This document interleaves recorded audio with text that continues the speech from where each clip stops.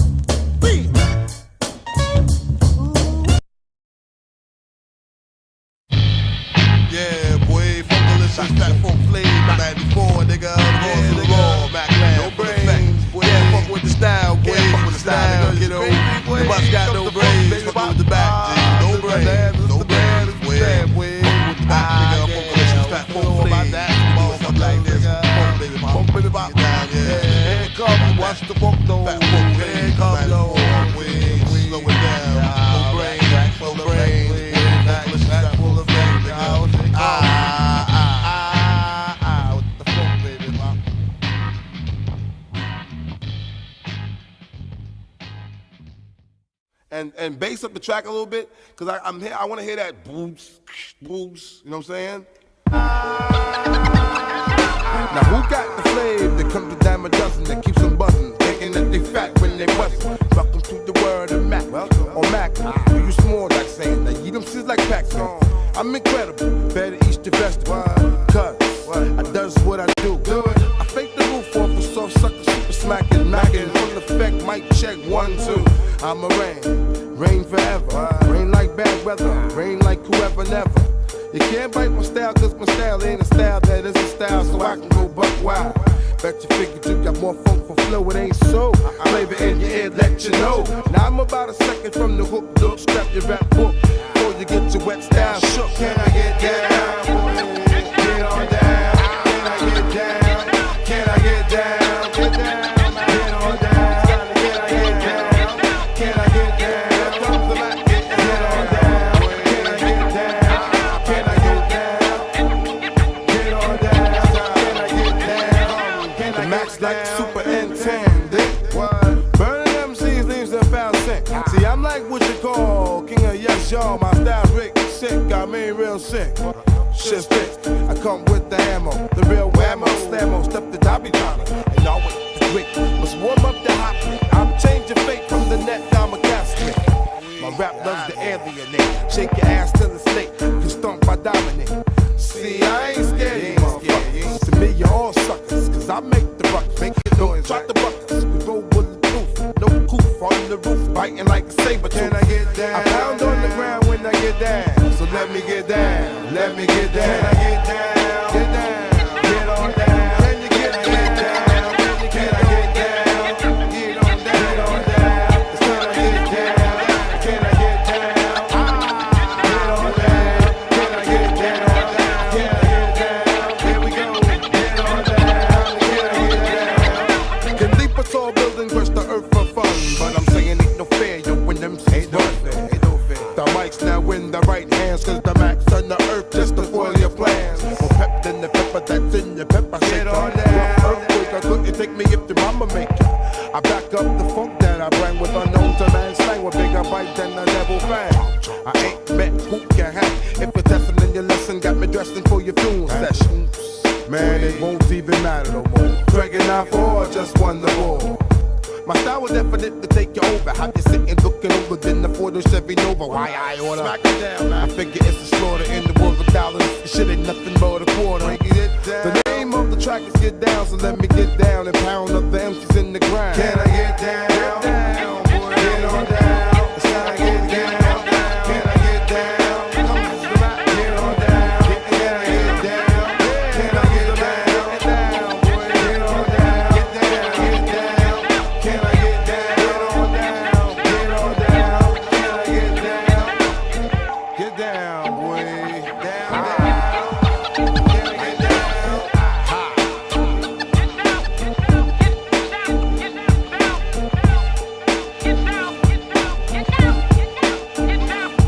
Can I get down?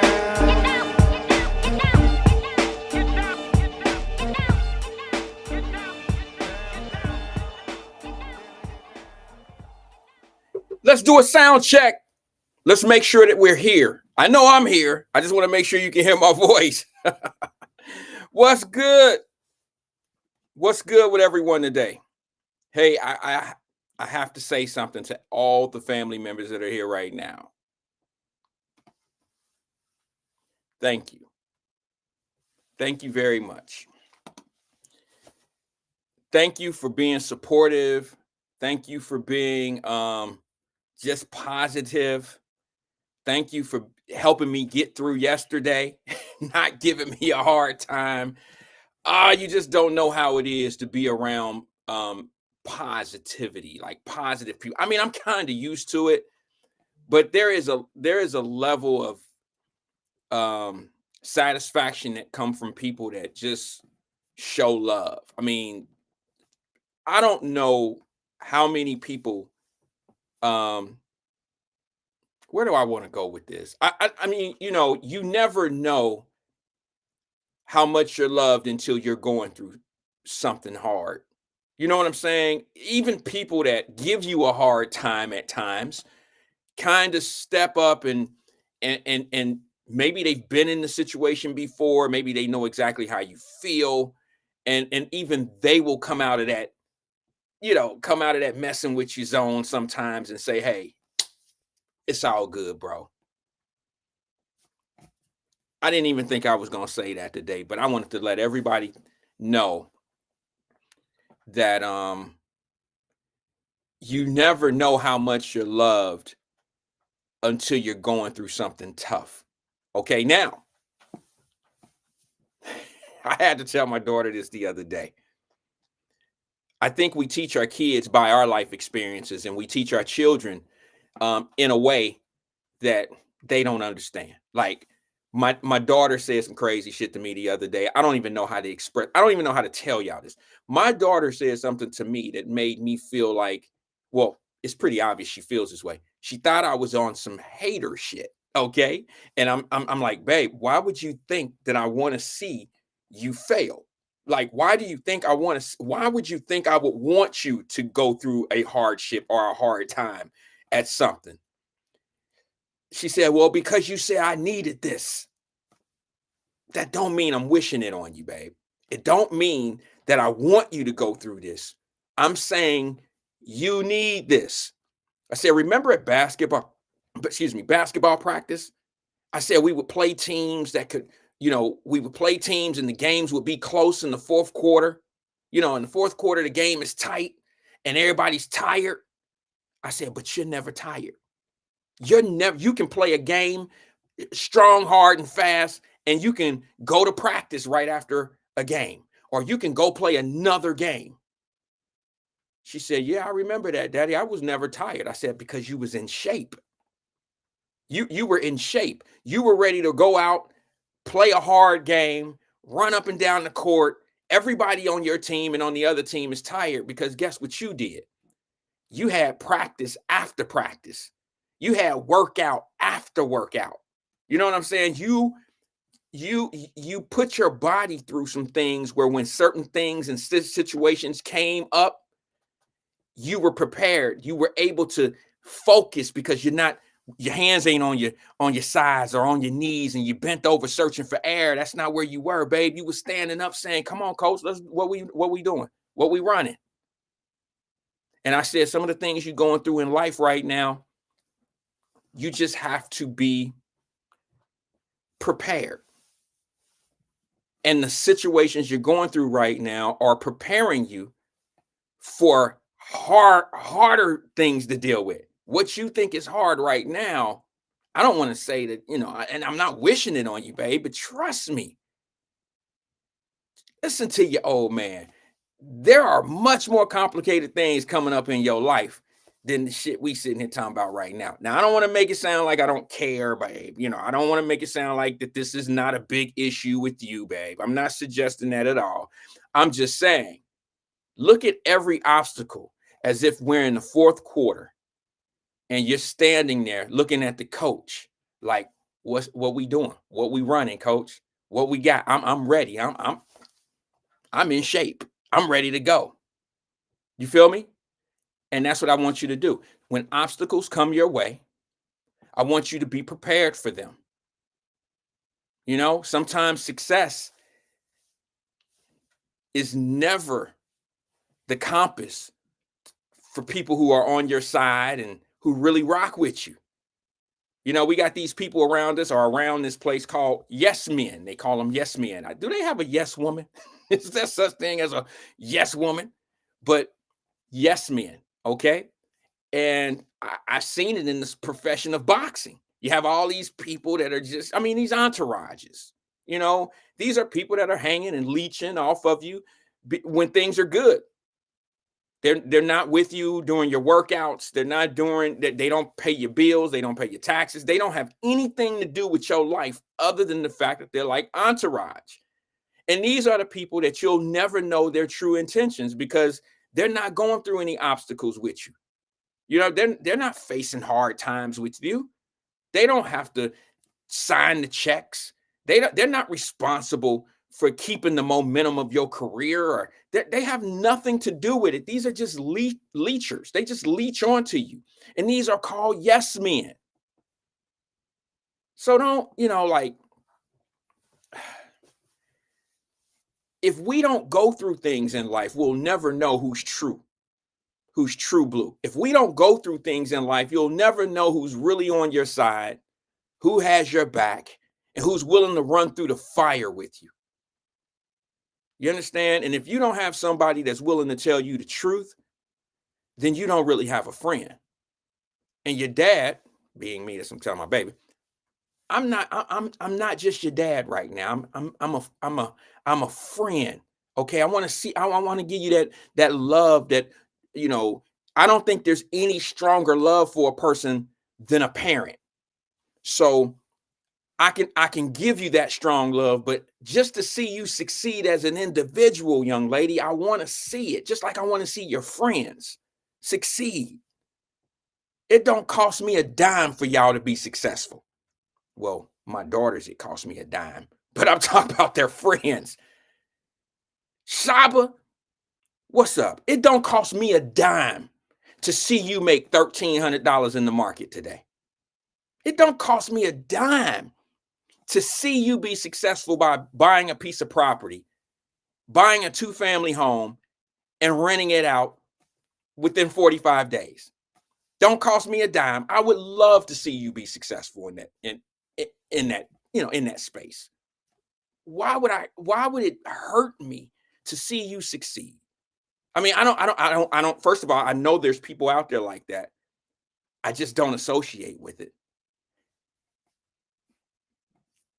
But I just don't understand the mind frame of people who only succeed at other people's failures. That right there, unfortunately, there are more people. There's more people like that than there are on the other side. There's more people that actually get more benefit from seeing you fail and hearing your problems and seeing the turmoil that you're going through. It's more of them that feed and love the fact that you're failing. They love it. This is why I tell all my friends and my family, especially people that always ask me questions about business or whatever. And I said friends and family first, because friends and family have no problem asking you what's next. What do you have going on? what's happening, what we doing, what we doing. You know what I'm saying? What we doing? They have no problem. I don't share projects, endeavors. I don't share with my family or friends, only because I have this superstitiousness. It's a superstitious thing that I have, of jinxing it. But I definitely don't put my future ventures on the internet. I just don't do it. I don't do it until it's at a delivery spot. In other words, I won't put it out there until it's ready to hit, until I'm ready to hit the power button and say, here it is. Now, I might give the Wyatt Live, I may give you a teaser of what we got coming on. I might do that today. But what I will not do is tell you a future business plan and I haven't executed it, or it's not on deck, ready to launch. Because for some odd reason, we find a way to get in the way of people that don't want to see you have your way. And it don't be the people that you think. It don't be the people that the people be blaming all the time. It be us. It be your own. It be the people closest to you.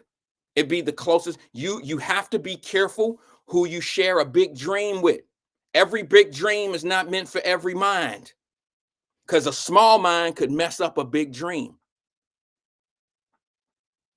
So you got to be careful who you share your dreams and your information with, and your aspirations and what you want to do tomorrow. I tell you what, this is how you evaluate who you are as a person. Check the people around you. Take their temperature. If you have big dreams and aspirations and you sharing it with people around you, and they saying things like, you can't do that, you got the wrong friend. You got the wrong circle. But if they say some stuff like, you know what, that's a great idea. Or they could even say, I don't like the idea, but you could probably get it done. Because I don't have the patience to do that, Wyatt, but you probably could. Or I don't, let's use Tanika. Tanika's here. I haven't read her comment yet, but I know she's an entrepreneur and I know what business, I know what she's in. I know what space she's in. Tanika never, I shouldn't say it this way. I would never, if you fixed a cake that I didn't like, you would not know it. You would never know it. Okay? I would say something like, well, here's my thing. I love pineapple upside down cake, right? Let's just say I didn't like yours.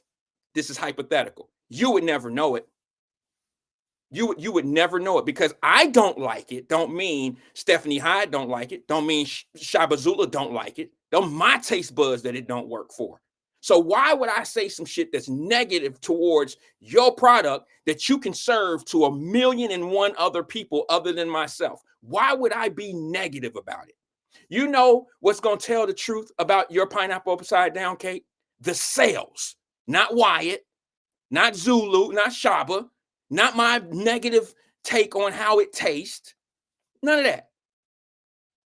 Let me tell you, anybody familiar with Costco, right? Costco and Sam's Club and all those type of places, right? They have people sitting out there that serve those little samples of food and little products and drinks and things that they ain't there to hear your motherfucking concerns about their product. They don't care about how you feel about it. They just want the people that like it. They don't, if you don't like it, throw it in that little bitty sample that you're going to put in your mouth, chew it and swallow it, and you didn't like it. They don't give a damn if you say this shit is nasty. It ain't for you. It's for the people that put it in their mouth, chew it, and say, I gotta go get a box of that. You know what I'm saying? It's for them. They don't care nothing about your criticism. It has too much sugar in it. This is just, the packaging is wrong. They don't care about the negative shit. They don't care they don't care nothing about the people that's talking negative. They only focused on the people that are going to say something good about it, because those are the only ones that's gonna go put their hands on a box on the shelf. Those are the only ones. So that's how we have to treat the people around us. Stop caring about the people that have a bad taste in their mouth after talking to you, after hearing you, after feeling however they feel about you. Fuck what they talking about. Okay? Because the only ones that matter are the ones that think like you. The only ones that matter are the ones that like what you're serving. Those are the only ones that's actually buying something from you. Those are the only ones that you're actually serving. I got a shout out this today. Regina Griffin. Because we got a couple Reginas, okay? Regina, I don't know. Is it D? Is it D? Middle initial D, Regina? I don't know. I have to find her. I think she might. Regina, are you here? Is Regina Griffin here? Don't be shy.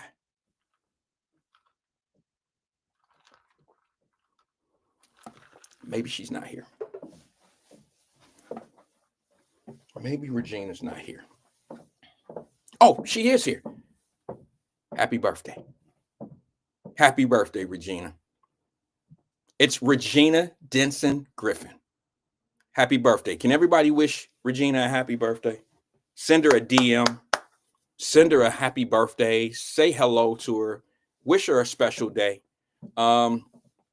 You know, I'm not saying sending a card, and we ain't, I'm not, we're at the point where the internet, you can create a special message, and that's significant. She's in the chat. Okay, thank you, Ali. Thank you. I appreciate it. Happy birthday to you, sis. I want to say to you, special happy birthday to you. Thanks for being here. Thank you for being part of the Wyatt Live family. Thank you. Appreciate you. You're here. You haven't engaged with the phone call yet, but that's okay. Maybe one day you'll bless us with that. But your impact in the chat means a lot to us.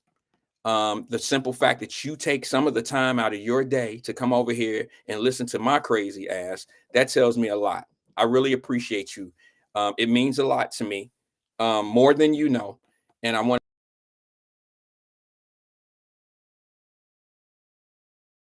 to do something special, and someone does something special. I hope you receive something that you've been looking for a long time. Some of us, I'm hard to shop for. I'm very hard to shop for, and my family is always saying, Dad, put us a list together. My wife always, they know what to get me, but they always ask me every year. So I hope, Regina, that you get something that you've always wanted. Maybe something unexpected will happen for you today. It won't be by accident. Okay. It won't be by accident. So happy birthday to you, Regina. Thanks for being here.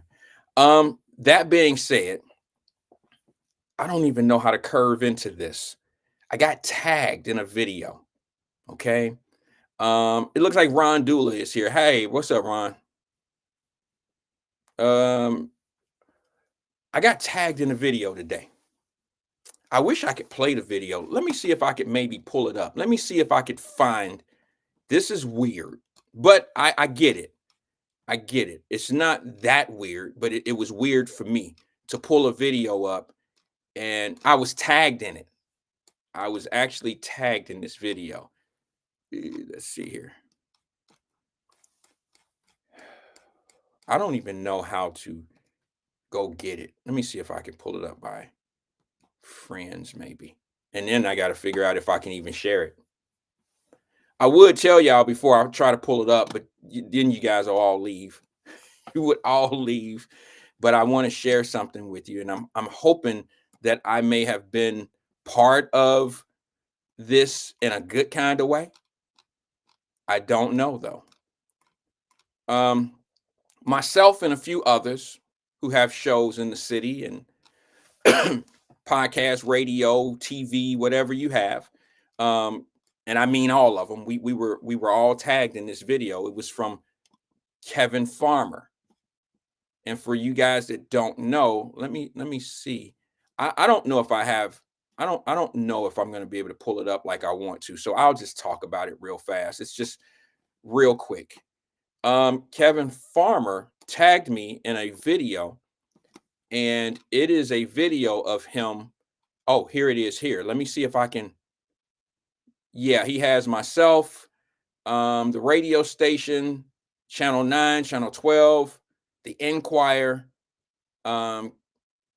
Lynch, a couple other names on here I'm not familiar with, but Black Ally Madonna, I'm not familiar with some of the other names on here. He has us all listed here.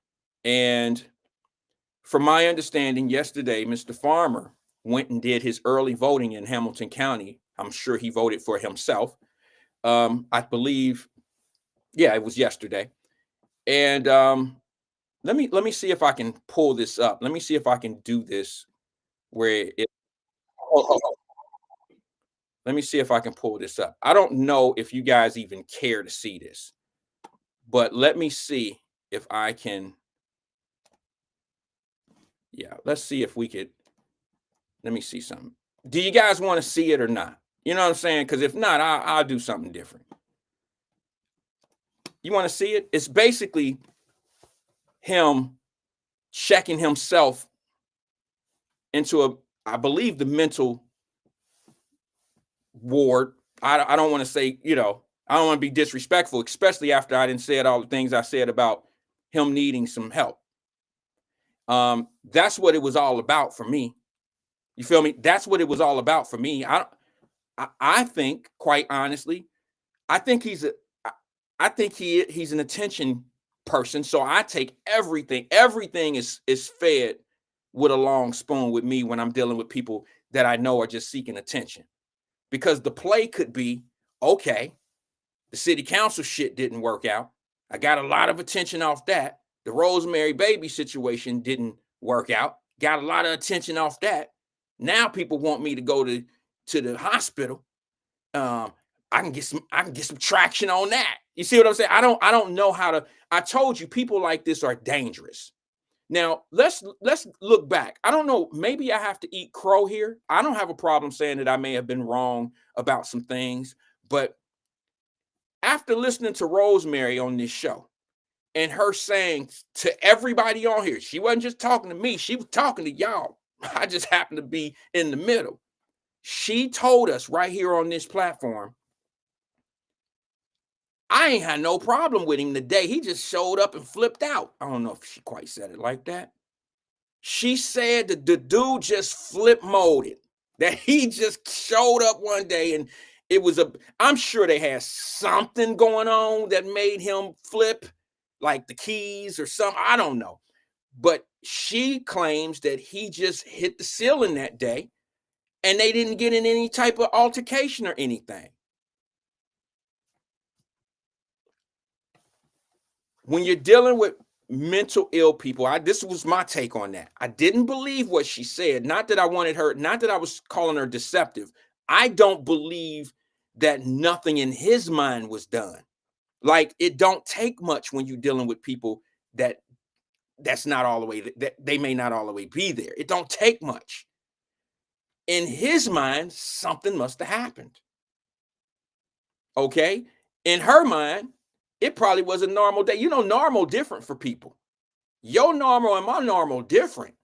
Having an argument with your woman at 9 o'clock in the morning might be your normal. That shit ain't normal for me. I don't argue with my woman. I don't argue with my wife. My wife and I ain't had an argument in 20 years. I can't remember the last argument we ever had. We know how to communicate. So dysfunction is handled in all different families in all different kind of ways. So what might have triggered him is something that may not have triggered any of us. You see what I'm saying? So he may have just been like, oh, she tripping about some shit that never would have made any of us look sideways or look crazy, especially when you're dealing with a non-stable person. So, my thing is, I kind of got to go back to Rosemary and say, maybe she wasn't too far off of what she was saying. Why she said it, Wyatt, I didn't do any. I mean, there's video of us having conversation, but no fight. You'll see that we didn't have any confrontation that day. The day that he called the police and all that. And plus, some things wasn't added up. It wasn't adding up. He told me right here on the show, he said, I waited 10 minutes for everything to cool down. No, motherfucker, you waited 10 minutes to think about some shit on how to do it. What am I going to do? You structured a plan in 10 minutes that's kind of not holding up.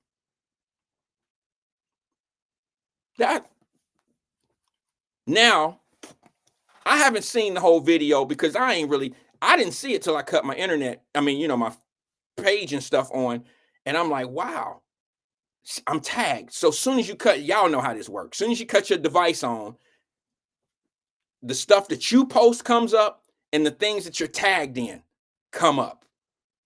And I'm tagged into this video, and it's him. Let me see if I can. You guys want to see it? I don't know if I can show you the whole thing. It's like 5 minutes long, and I'm not gonna take 5 minutes of the show and show a whole thing. I'll play the first couple, maybe a couple minutes of it. Let me see if I can share the screen on this. Let's see if I can do this. I don't know. Wait a minute. Let's see here.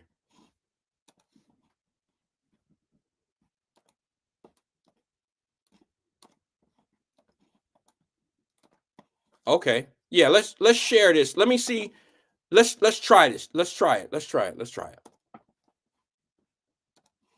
Okay. Now I'm going to blow it up just a little bit so you guys.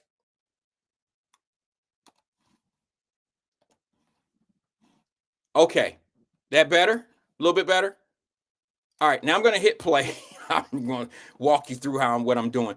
It's just not my thing. Okay, it's 5 minutes long, 5 minutes and 19 seconds long. And you could see the people that he tagged at the top of the screen. If you could see that, I don't know. But let's go. Hit it. Let's go. Hit the juice. I'm about to go get help. I'm just letting y'all know, like, at the end of the day, a lot of people have been saying a lot of things, saying that I need help. And right now I'm over here.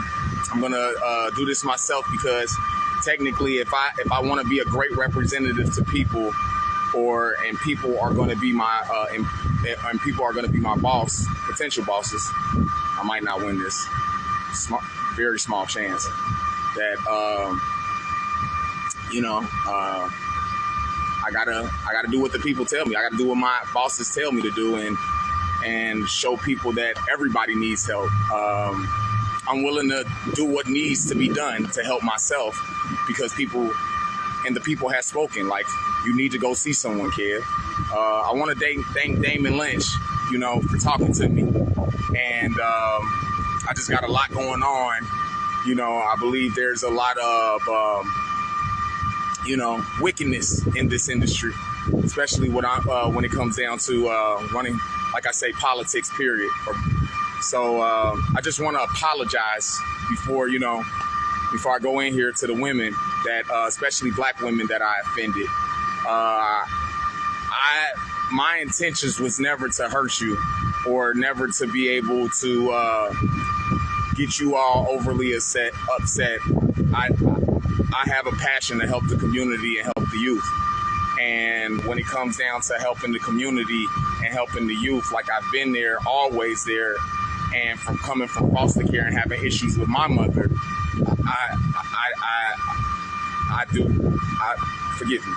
forgive me. And I understand I might not be your ideal candidate to do this, to be able to do this, to do this feat of representing the people. But all I wanted to be was a great employee to people.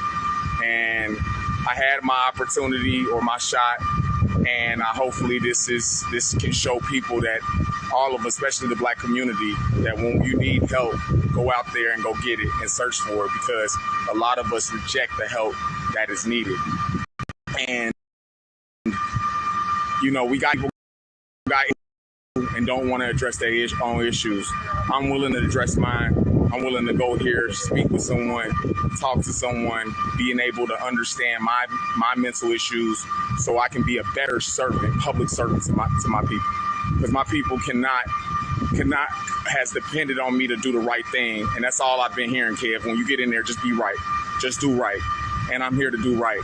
And this is the first initiative because my potential bosses have spoken and said, go get help. Go speak to somebody.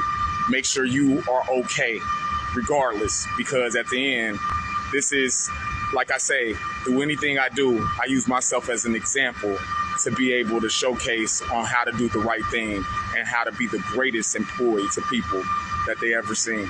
And just pray for me.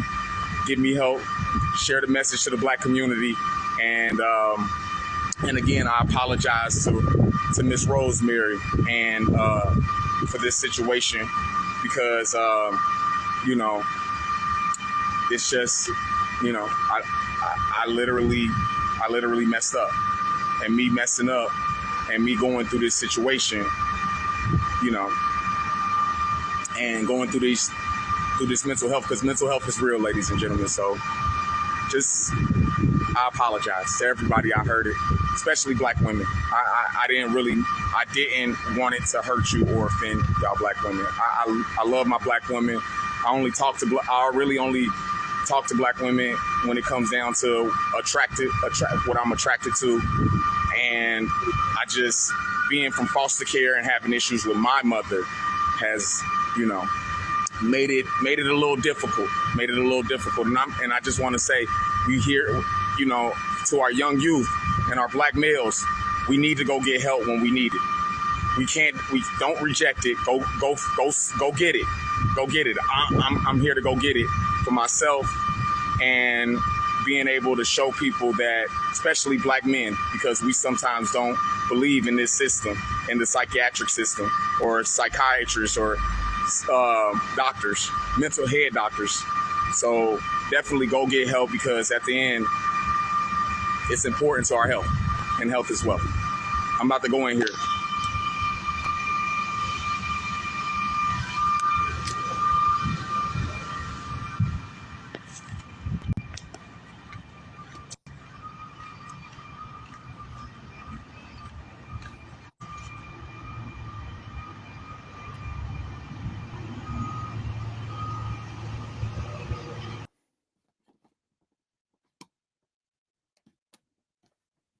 Okay. That was a quick 5 minutes. I'm gonna be honest. That's the first I seen of it. I told you I watched the first 30 seconds before I played this. Like when I first got on and I hit the power button, I played the first 30 seconds just to see what it was, because I was tagged in it. Okay. I'm gonna be honest.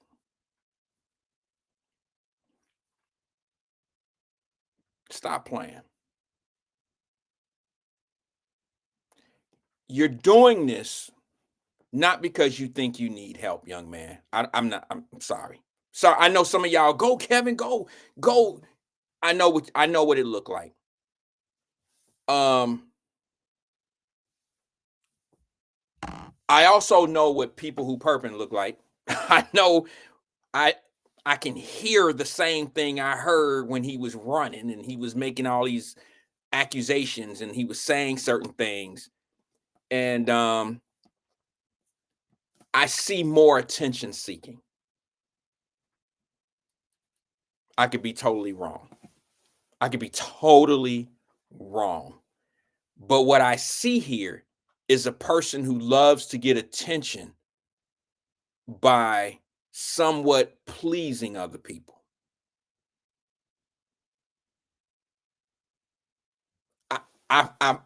You know what? I don't know anything about mental health. I've never studied it. I don't know what causes people to do things like this. I don't know. But this is the difference between how a man would handle somebody like him and how a woman could fall victim to someone like this. See, ladies have a different compassion for people than men. We just love different. That's why when I was telling my sister Alethea the other day, that yeah, I'll help him, but you got to understand the help that I'm giving him ain't gonna be on the lines of what a female would be doing. He could never come stay at my house. He could never do this and this. I'm glad he ran into his brother Lynch and them, because they probably friends and they probably told him something that he's been hearing for a very long time. And maybe hearing it from them, hearing it from some of us, really put him where he needs to go. But I don't think that he's there because we told him to go there. I think this is the next attention-seeking opportunity for him to be able to say, to be honest with you, let me just say this. I think this is another situation where he can come out standing to an applause. Running for office, there's an applause waiting for you, whether you win or lose. The effort, right? Being able to talk about the community, the Black community, being able to do things and say things to get you a standing ovation or an applause, whether you win or lose, you get applauded for the effort because you said some things. You dropped a few gems. You maybe said something that was a bar to some people. But when that failed, what's my next play? Oh, I can get with a woman that's in the spotlight and grab some of the attention, no matter how it damages her. I don't have to like her views politically to understand what's going on here. You're dealing with a person that's who's seeking attention, and they don't really care who's in the way. I told y'all days ago, this type of individual is dangerous. He's not dumb. He's dangerous. These are the type of people that I don't associate with. I mean, I'm talking about in a friend group. I don't, before you could be my friend personally, before you could be my friend, you would have to go get that shit taken care of. If you don't go get that taken care of, you can't be around me. You can't be around my family. Because the first thing you do when you violate our friendship is you're going to blame it on your condition. You're going to blame it on mental health, just like you blaming all this, what you said about Black women, what you said about this. You blaming it all on your condition. Nah, you got to go get that fixed first. And then we could maybe work on doing something friendly. I'm telling y'all, these are the type of people that understand the criminal justice system. They know what to say to the police. That's why Rosemary spent days in jail. I have to say this. I don't think that she pointed a gun at him. I did say at one point, based on his story and her story, y'all know the Twilight Zone sometimes is so unbelievable that you just go with common sense. My common sense, based on how common sense comes from your surroundings and how you was raised. Right? Your common sense on an issue may be totally different than my common sense because you may not have seen the things I've seen. I may not have seen the things you've seen in life. A street dude has different common sense than a dude that's not from the streets, and vice versa. So the way I grew up, the way I seen things, I seen a Black woman being raised up on by a Black man or whatever by a man. I seen a woman being raised up on by a man who's probably put hands on her before, probably has some domestic violence issues in the past with other women. She knew about it. She's probably dealt with that with this man. And I do believe that a woman would say, get out of my face or I'm going to shoot you. The world that I'm from, yes. That's a strong possibility. So my common sense led me to believe that's what happened because there was abuse going on there. Track record of it, video of it from a couple years. We ain't talking about recently. I'm talking about 2023. She's been dealing with him for that long in that capacity. Oh, so who else got the common sense? You would have to say, what woman is going to deal with somebody that they're not intimate with? Because how we know it. Not intimate with this individual. And I feel sorry for Rosemary because she was like, we ain't like that. And we all were like, you know what I'm saying? I'm being honest. I just had to be professional and be like,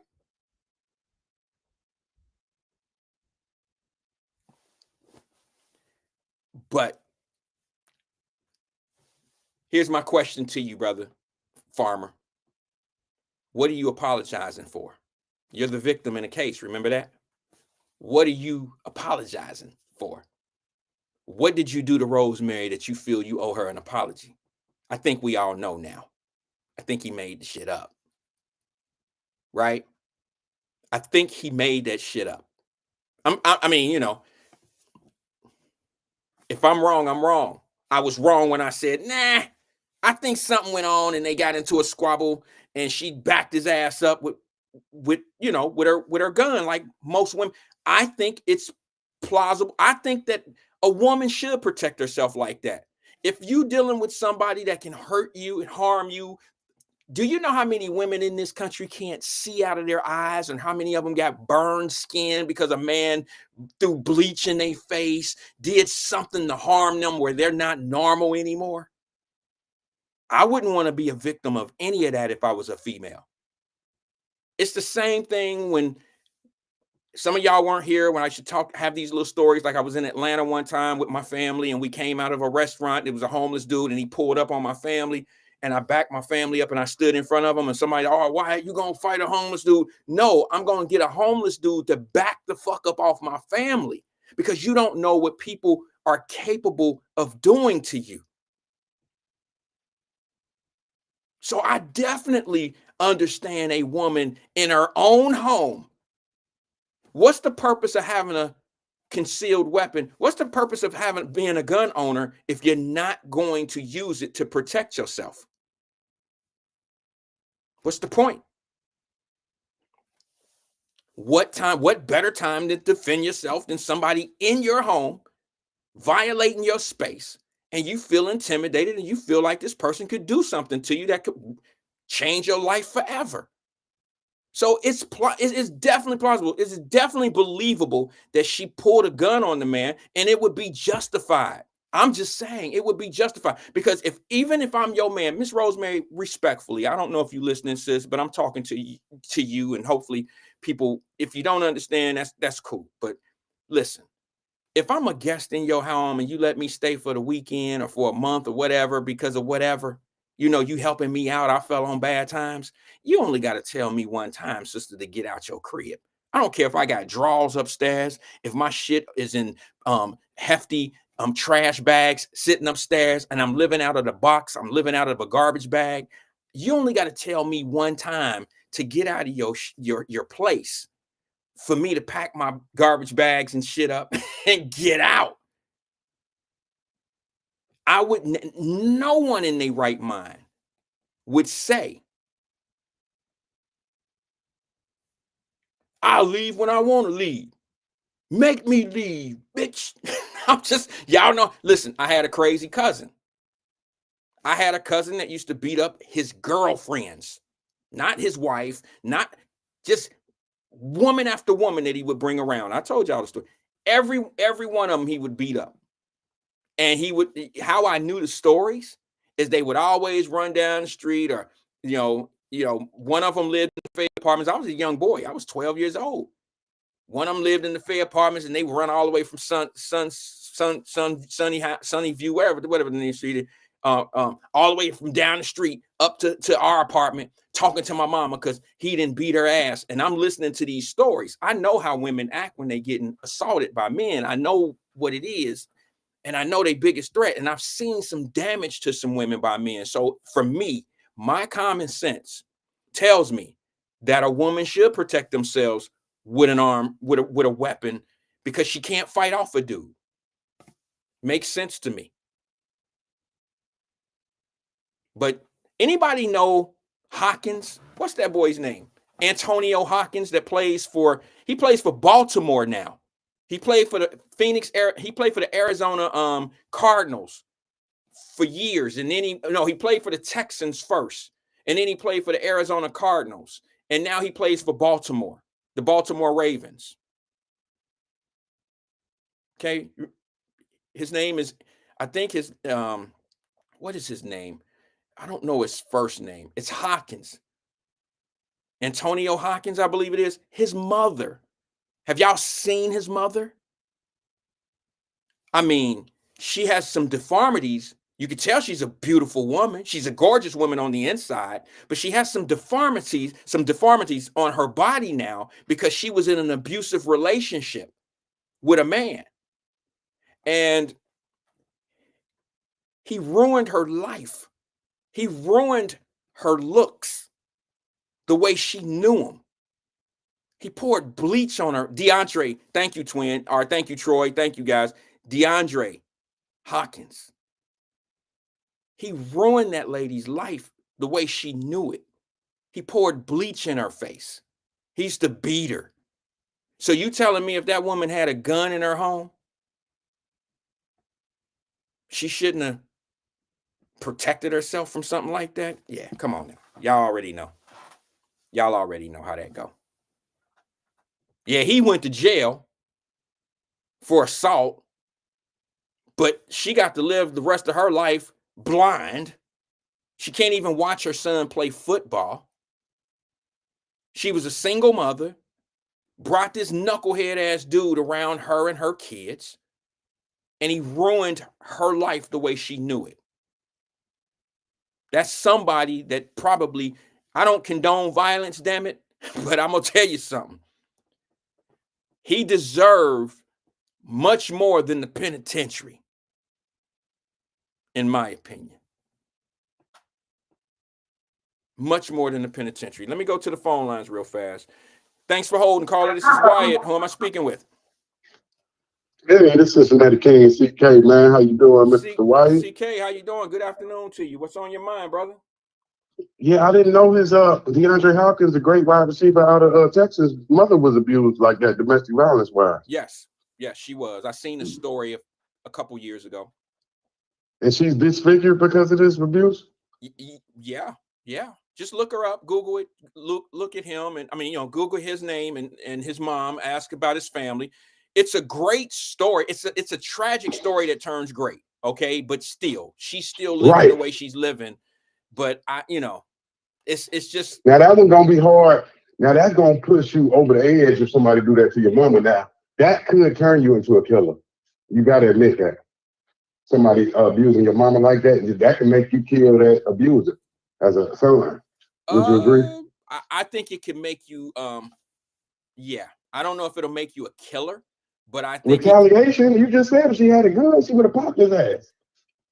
Well, I thought you meant the kid. I'm sorry. Yeah, the lady. Yeah, absolutely.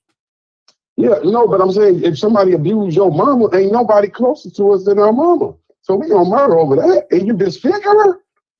Yeah.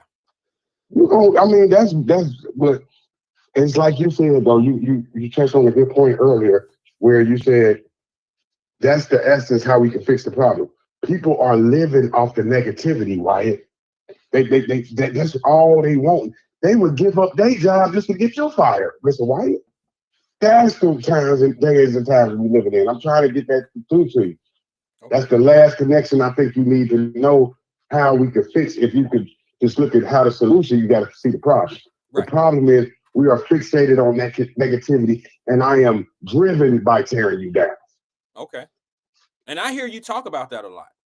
I want you to understand that's what it is. If you could fix that, hold up, man. You're going to give up your own good old job to get me fired? We only make $15 an hour. See what I'm saying? So it's like a cycle. So once Wyatt, you ain't even paying me no attention, right? But as soon as you see me harassing you or start dropping you, trying to the managers, then now you noticing me every day. So that's what it is. I was always jealous of you, so I needed to catch your attention by snitching on you. But you ain't did nothing wrong. I'm just jealous of you, the person that I wish I was. See what I mean? But we can't express that to each other. You see how I tell you, oh yeah, that's a nice suit, man. That's boom, boom, boom, boom. That's what we can't do as black men. That's why when I compliment you on your platform, I'm not just complimenting you for you. I'm doing it for the haters that's gonna call back and say, what are you doing, man? Yes, that's what I'm doing it for. I'm doing it for the hate. I understand. I get it, bro. I get that part of it. I really do. I understand. And it just so happens that it's kind of okay, I'm going to be honest with you. It's kind of an uncomfortable feeling for me because you're using me as your tool. But I get what you're saying. You feel what I'm saying? But I'm using all black people that's accomplished, that has accommodation that has done well. You know what I mean? I'm using this with the kids that's in school, like you said, becoming nurses, becoming doctors. Yeah. So I use that. I got my lady friend I told you about. Mm-hmm. She get on me all the time. And I'm like, yeah, I got me a nurse now. Yeah. She's looking at it like, oh, you want no. CK. Yes. Don't mess that up. Bro, I got those pictures you sent me. You liked it? Don't mess that up. You guys, I told you that These people don't know. I'm living it for real later. This is talking to the positive black male role models. It don't stop. As long as you not what are they calling it? Photoshopping and all that old type of shit, and that's a real person. I mean, don't mess that up. Yeah, it's just like what you just said. Remember, people gotta hold on to what you just said. I haven't argued with my wife in 20 years. It's probably been longer than that. I can't remember. Right, you giving it the short end. It really was 23 years, 4 months, and 18 days, but still, who's counting? You have to understand, sir. These people, they look at that and they envy and they jealousy it instead of admiring. No, I look to be. Remember, I told you, I don't want your wife. I just want somebody that makes me feel the way you come on here and be. You know, I would want to be with somebody for 20 years. Right. And see, but other people take that, they so sick in the mind and traumatized, they take that to want to destroy you personally, sir. Well, I get it. I mean, I understand. I generally, like I told Twin the other day, bro, we have to be Teflon and we got to let things roll off of us. And I appreciate you. I appreciate Twin. Sometimes Twin, you know, people want you not to I compliment brothers all the time, bro. Like yesterday, I was out at the, where was I? Yeah, I was out yesterday because I had to go pick up something from the dry cleaners, but my dry cleaners that I go to is near a mall. So I went over to the mall just to walk through, and I went into like a Foot Locker. It's not Foot Locker. It's not, it's not Foot Locker, but it's a shoe store. It's a tennis shoe store like that. And it was these two young fellas in there. And they had to be about 16, 17. Okay. And they had on these Asics, these tennis shoes that I remember from back in the day. And I'm like, oh, snap. In my head, I'm like, those are fresh. We used to wear those back in the day, the Asics, right? So I stopped little shorty like, hey, man. I said, little bro, those sweet, bro. I like the little get up you got on and all that, little bro. You know what I'm saying? Like, and see, I'm very complimentary to some of my little brothers and sisters out there because a lot of them don't get compliments. A lot of them get yelled at. You know what I'm saying? We share that right there because when I refer to young men, I don't even talk to them like other people. I say, hey, gentlemen. I call them gentlemen because I know they don't receive that a lot. But I come from an environment where I get it all. So I'm going to high you up. Maybe they do, but it's not my job to try to figure out how they being talked to everywhere. But what comes out of my mouth is going to be something respectful. Even if they are being disrespectful, I'm not trying to clean up what they do in the same manner of what they doing. I'm going to come the way that I expect them to be. That's what they're going to get out of me. Bro, I didn't almost got my head knocked off before trying to tell a brother how not to act in front of his kids. And I was dead wrong in a lot of people's eyes, but I'm a grown ass man and I like to see people doing better. But if they don't know, or if somebody could tell them that they could respect, then, I felt like I did I did something. But he tried to attack you himself. Say it again. He was attacking you. He was offended by you, what you said to him. Well, at that point, the second guy was not in the same day. This was months or whatever later. But the first guy I ever engaged in with something like that, I had to tell him. I didn't tell him shit. I was talking to him. I had to let him know, like, bro, your little shorty, this little 2-year-old, 3-year-old, or 4-year-old little boy you got with you, there's no need for you to talk to your baby mama the way you talking to her, bro, because what would you do if your son right here was talking to his mama the way that you talking to her? And he was like, you right, OG, you right. I took the OG. Okay, I took that shit. It was a little shocker. That's the first time I had been called OG. But he said, you right, OG. Yeah, you right. Because what he was doing was disrespecting that woman with his son right there. And I had to just ask him, like, bro, I don't know what you're going through right now, but that son of yours is not going through what you're going through with your baby mama. You dragging y'all situation down to him.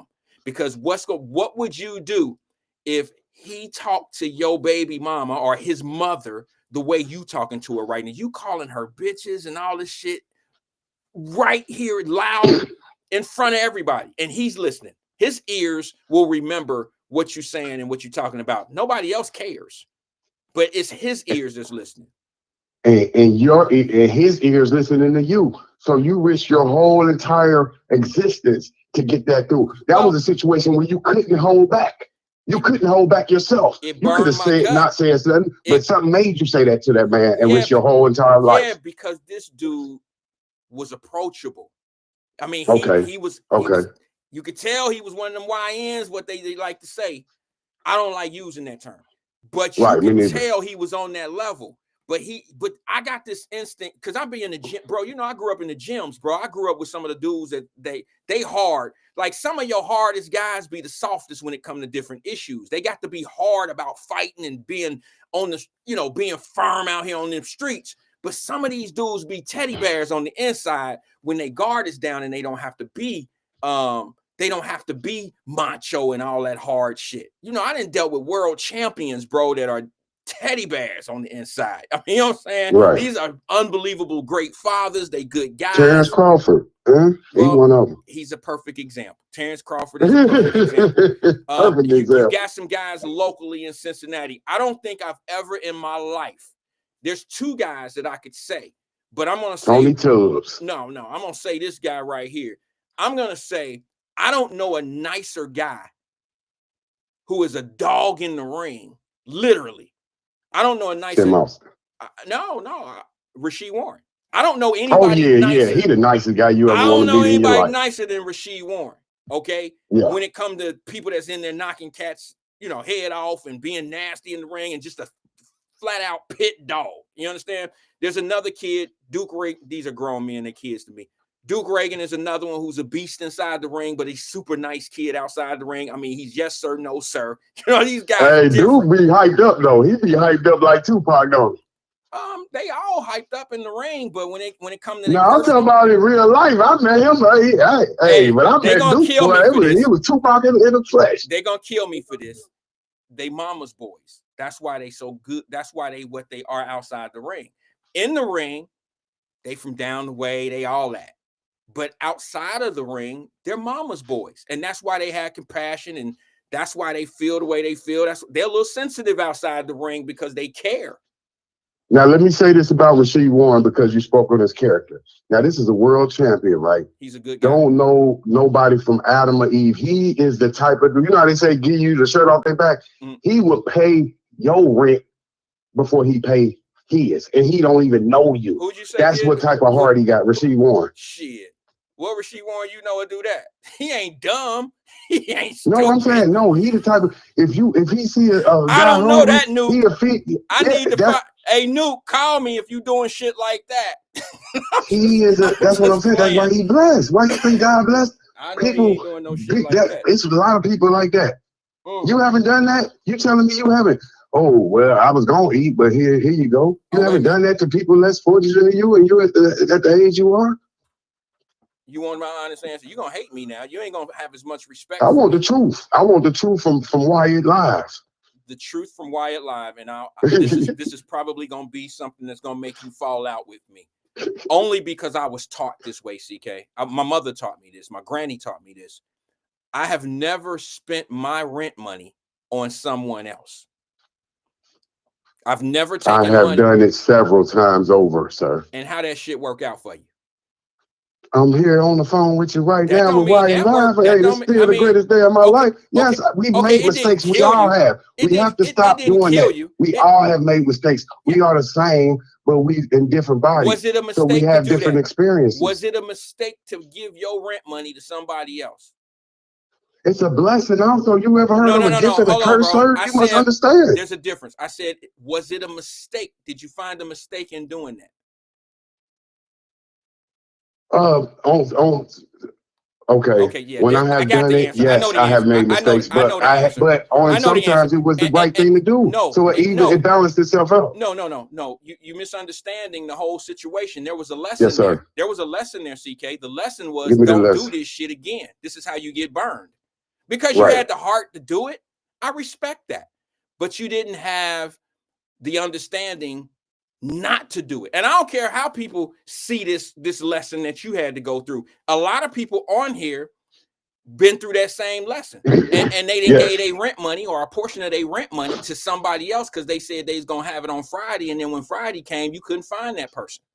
Right, then right, you was right. messed up. And I listen to them lessons. You give a lot of those on here about getting burned like that. And we do go through this, but I just want you to understand, I wouldn't have a house now if somebody didn't do that for me. If Rasheed Warren and them type of people didn't lend their money out, where would I be? But In you the don't, streets, yeah, but you Wyatt. don't know if that person gave you that money or that loan and they gave it out of some money that they didn't have. You don't know their situation. You know the situation that they were able to give it to you. But you know what? Has anybody ever told you, no, you can't borrow any money? Have you ever, you've been told, Yes. no, those are the people ain't giving you shit that they ain't got to give you. They not giving you they rent money. They've But already Wyatt, learned the lesson. I want to have a relationship. Okay, listen, sir. Me and you, I want a relationship that, okay, if you if I ask you for, say I ask you for 5K, right? Hey, I'm trying to start this little laundry, right? You got the answer. No. But I'm saying, but I want to have the type of relationship that the no does not affect our relationship. I want us to be just like this. But usually when you say no, are we still I start cool? hating you. No. Are we still cool? Yeah, no, that's what I'm saying, but that's the whole problem. People make their problems yours. So in usual America, when I ask you for 5K, now I say, man, why he got it? Why he won't give it to me? Man, he got it. He up there. Look how he living. That's how it is. Wouldn't you agree? Yeah, in most cases, I got partners right now that we don't talk because they owe me money. And I'm like, why the hell are you mad at me? You owe me. And I know a lot of people out here that fell out with somebody that owe you, and they find a way to be mad at your ass because they think you thinking something that you probably not even thinking. Like I got dudes that owe me a couple dollars, like some shit like, bro, 800. It ain't even worth us falling out. You know what I'm saying? And like, bro, I'm not mad at you about that shit, bro. Listen, I try to make my partners understand. I am mad at you about, hold on, you came to me telling me you had cancer and you needed $400. Now, you know it's a lie when he's saying it, but now, like you said, you'll use this to mess up our whole relationship. So I am mad at you. I can't stop. That's a lie to say you're not mad at them. Why? You're furious. Why would you do this? I'm not mad at Why you. Would you? First of all, why? Let me just say this to you. We have different personalities when it comes to shit like that. Okay, let me just say this to you. I don't loan money to anybody. Right. My wife. I like that. That's a great rule. That's a great rule. You got to hear me. You got to hear why. I'm not a bank. I'm not a credit union. I'm not none of that. Don't come asking me to borrow anything. Okay. I don't loan money to people. What I do is I'll give it to you. And if you decide to give it back to me, then we're straight. Because what I've learned is when I loan money to people, they fall out with me. I don't fall out with them. So if I loan you $50, CK, I'm only giving it to you in the thought that it's never coming back home. I ain't never gonna see that $50 back again. Because and I make it clear to you, there's some family on here right now that I've done the same thing for, and I'm not saying no names or nothing, but they'll say I need to borrow $500. And I'll say, you don't have to borrow this. I said, here's 500. If and when you decide to give it back, that's on you. But you don't owe me $500. You understand what I'm saying? Because yes, and I want you to understand, listen closely. That is the key. This is the essence, the element is pay that man. Okay, if Wyatt give me 500 now and say 30 days, CK, I need, like you just said, I don't want the money back. It's cool, it's yours. So in 30 days, as a man, as a leader of young people, I have to come back with 600, like boom, because this is where we build in the relationship. This is how we build the business. Now he has trust in CK. Oh, he for real. He ain't just trying to run a game on me. Because like you said, if I got the 500 and just didn't pay you back, I'm running games, sir. You can't believe nothing I say. Well, you have to understand, bro. Like, that's why I would rather you be mad at me for not loaning you or not giving you the $50 than you be mad at me for me giving you. I ain't taking 2 L's. I'm not going to give you 50 and we going to fall out. I'm not going to do that. So if we're going to fall out, it's going to be because I said no. And what we have to learn, the comment section needs to learn from this right here. The no is what builds character. When I go to somebody that has 1K, 1K. And I said, can I borrow 1K? And they hit me with the Wyatt. I don't loan money. I'm not a bank. Get the hell out my face. That builds character. You have to be strong. Don't get mad. I would never. He Really just say told you what way. it is. Right. I wouldn't. You a man. Right. I wouldn't say it that way. No, you don't. It don't matter what you say. It is what it is. I'm just saying what it is. No, I you feel being you. how you saying it. I feel you, but I think we meaning society, people. Yes, sir. We allow money to change us. Yes. In ways that we never thought that we would be. And what I'm saying to you is, when people say that money is the root of all evil, I don't believe that. I believe that people who cherish money and stuff like that could be a problem. The money don't have nothing to do with it. The love of money. It's the love of money. Remember, it's not money. The love of money is the root of all evil. But here's the so what I'm willing to do to get it from Wyatt, that's evil. Well, here's what I'm saying to you, bro. Like, $50 is not going to stop my life from going. It ain't going to stop your life from going on, right? Yes, it will, sir. No, it won't, bro. What are you talking about? Well, sir, you are breaking a fucking trust. You done built a relationship with this guy that can help you, and you done killed it. So we still breathing, but you would never be in the same graces with him again. Now he knows you're a scam. You're a con artist. Well, this is what you have to do. It was a con to get money. Well, he talked to me. He called me every day for 5 years to get $500. Yes, people do that. Evil people. Well, let me just say this to you, bro.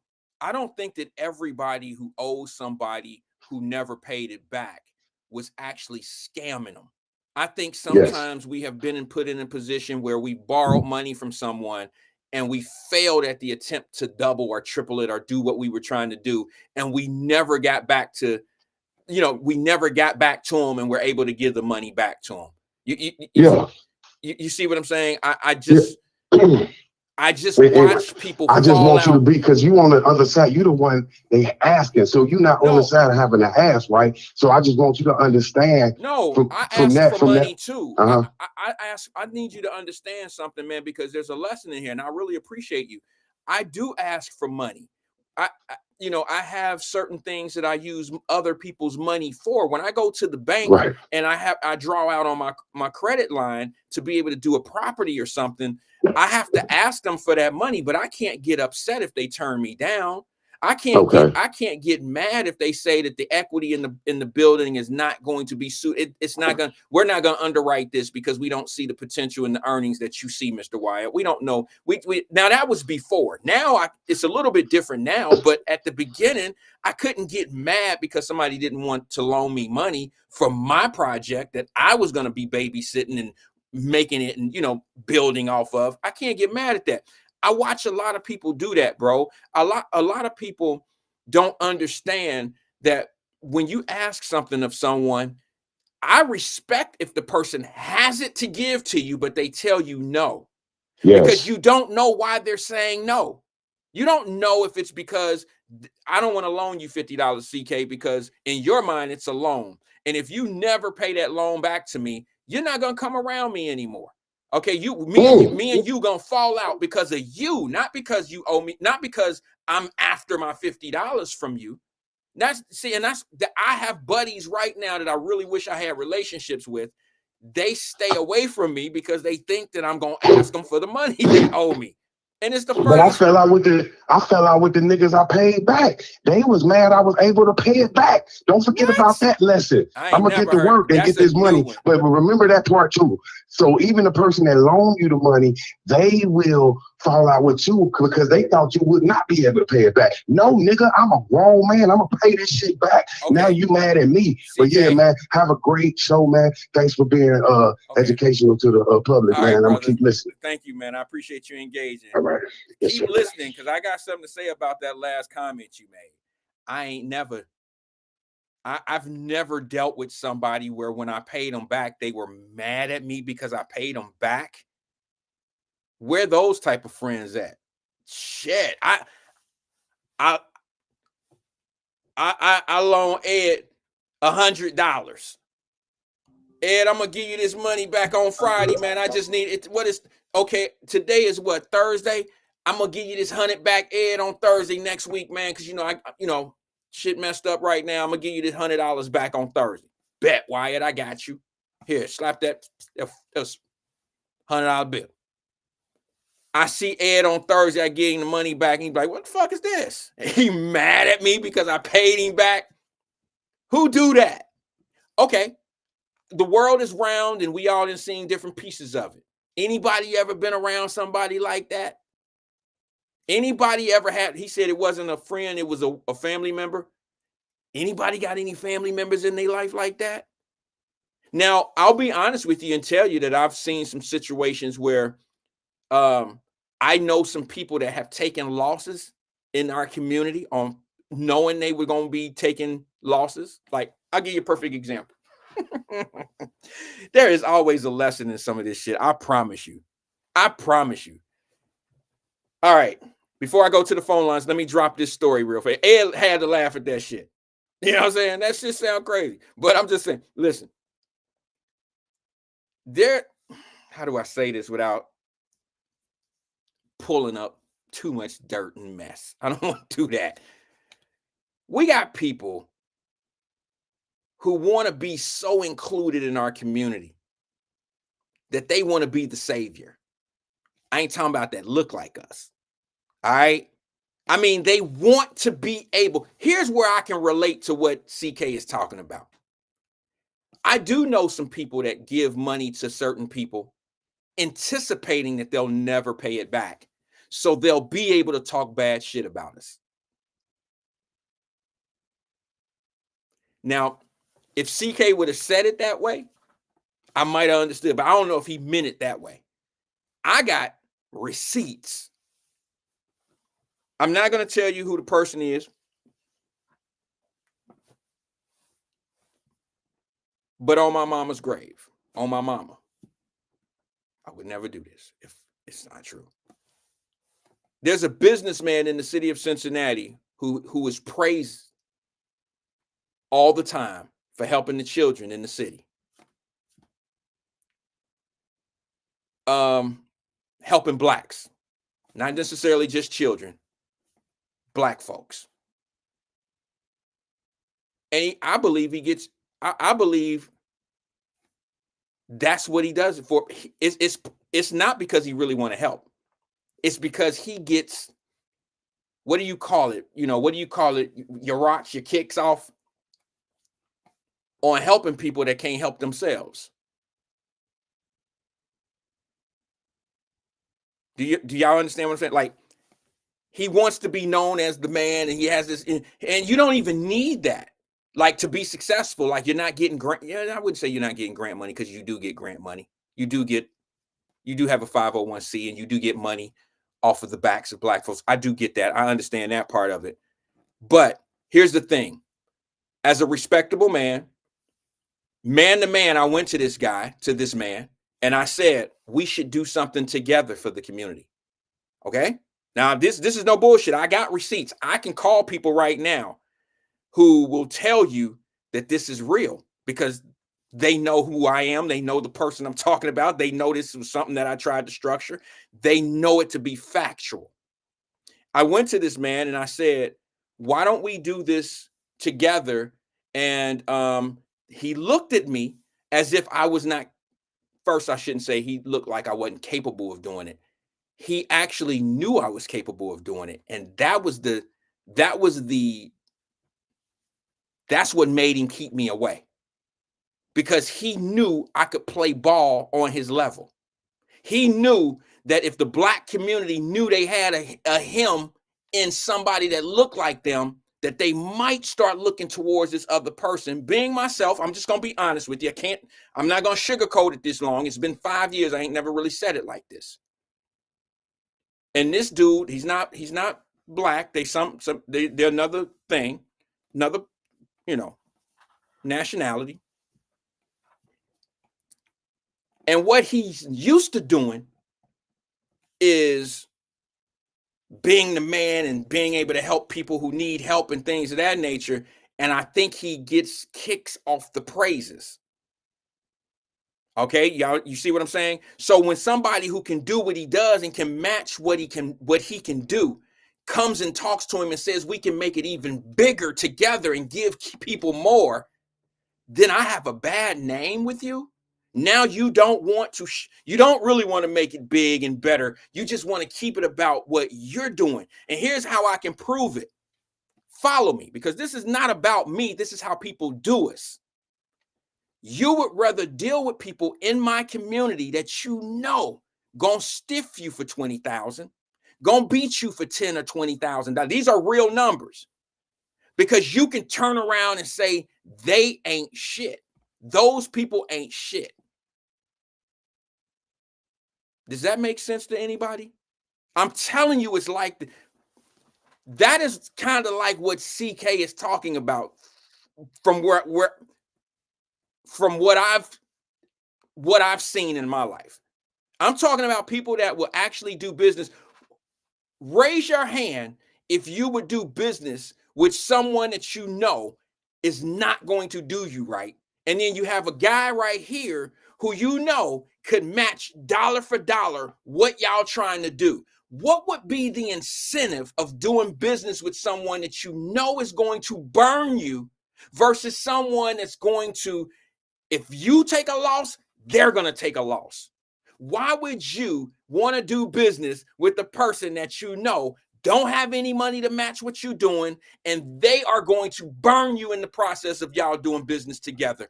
Why would you choose them if you don't want it to be chaotic, if you don't want it to work out, if you want to be able to turn around and look at somebody and say, see, look at how they always do us. Look at how we can't do enough for these people. Take a drink to that.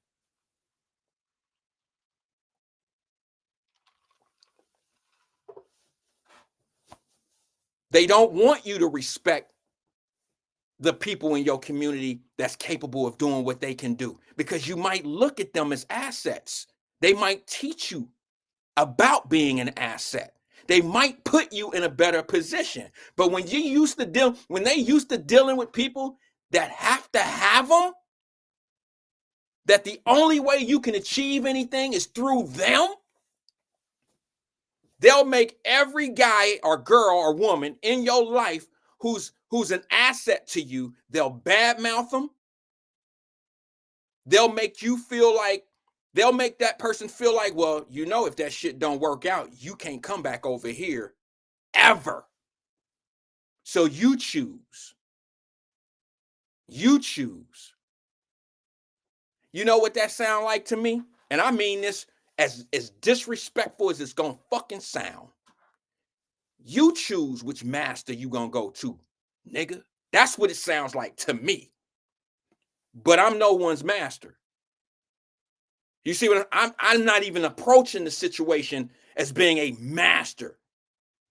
I'm approaching the situation where if we get the traction, we can make it bigger and better, and more kids will get things, and we can do this and make it a regular thing, and we part of something together and we'll build together. They don't see it that way, because they know what they're doing in order to stay living in a certain lane. I know that sounds crazy to a lot of people.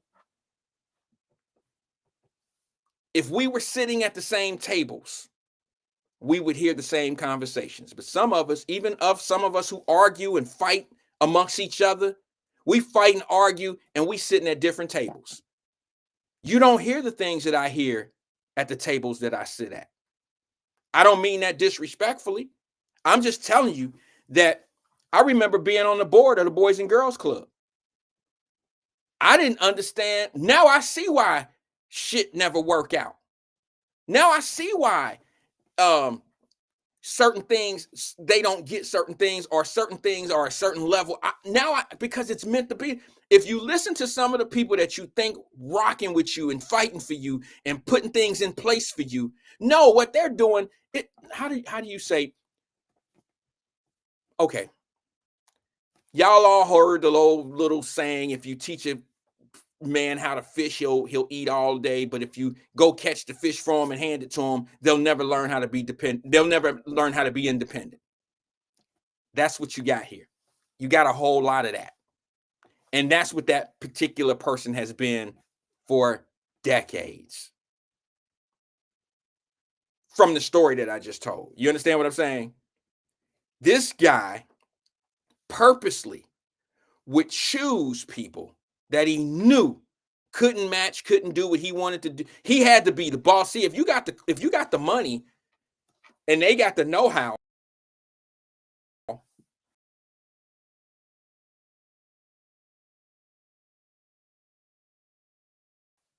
we can do it with you, sir. You're not the big dog. We don't have to do it this way. We can do it other ways. That's what they're afraid of. They're afraid of self-sufficiency. They really are afraid of that. I've dealt with people that shall be dropping gifts in the hood, dropping gifts in the community. And you know what? If it ain't them doing it, they ain't going to help nobody else do it for them. They're not going to help some other organization do it. They have to be the organization that does it. And I'm telling you right now, my mother is stopping me from saying names right now. If I said names, it'd be the last day of Wyatt Live. I promise you. I promise you. They'll loan money.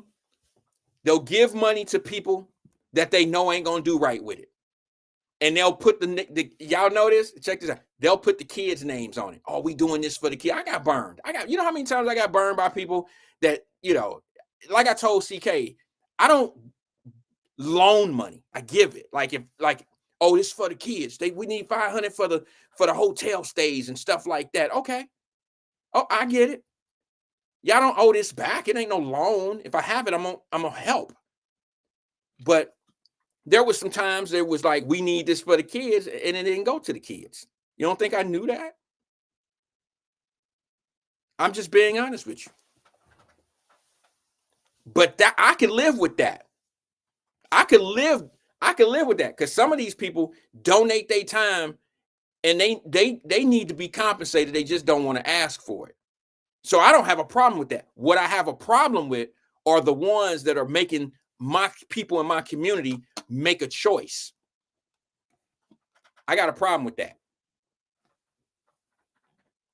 And that is, don't choose the people in your neighborhood. Don't choose the people that look like you, because you don't know if they're going to be around. I'm telling you. Let me tell you what one of the guys who volunteered his time, and he probably would never come on here and say that he told me this. He probably would say, yeah, I told you this, but I don't know, because it's a strong possibility that it could get back to the person that actually said it. But there is a guy in the city of Cincinnati who told me to my face. It's a brother that helps kids, rock with kids, like donate his time.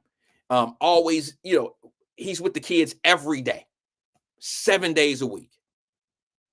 Okay. He told me right to my face, y'all better, this is what he said, that the guy who's one of their money guys that don't look like us told him to his face. And he came back and told me to my face. He told me that this man told him, y'all better watch that Wyatt dude. He's worse than a white man.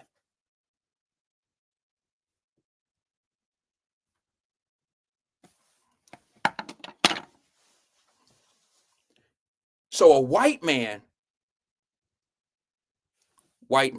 came and told you to watch a dude who's willing to do exactly what he's doing for the community. Match dollar for dollar what you're doing and doing something for the kids, the community as a whole. And you're telling me that he's trying to convince you to watch the guy that looks like all of y'all.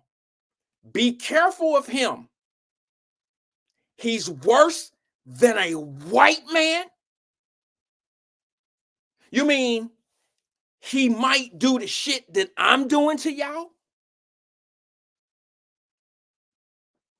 Is that what he meant to say? If I'm lying, mama,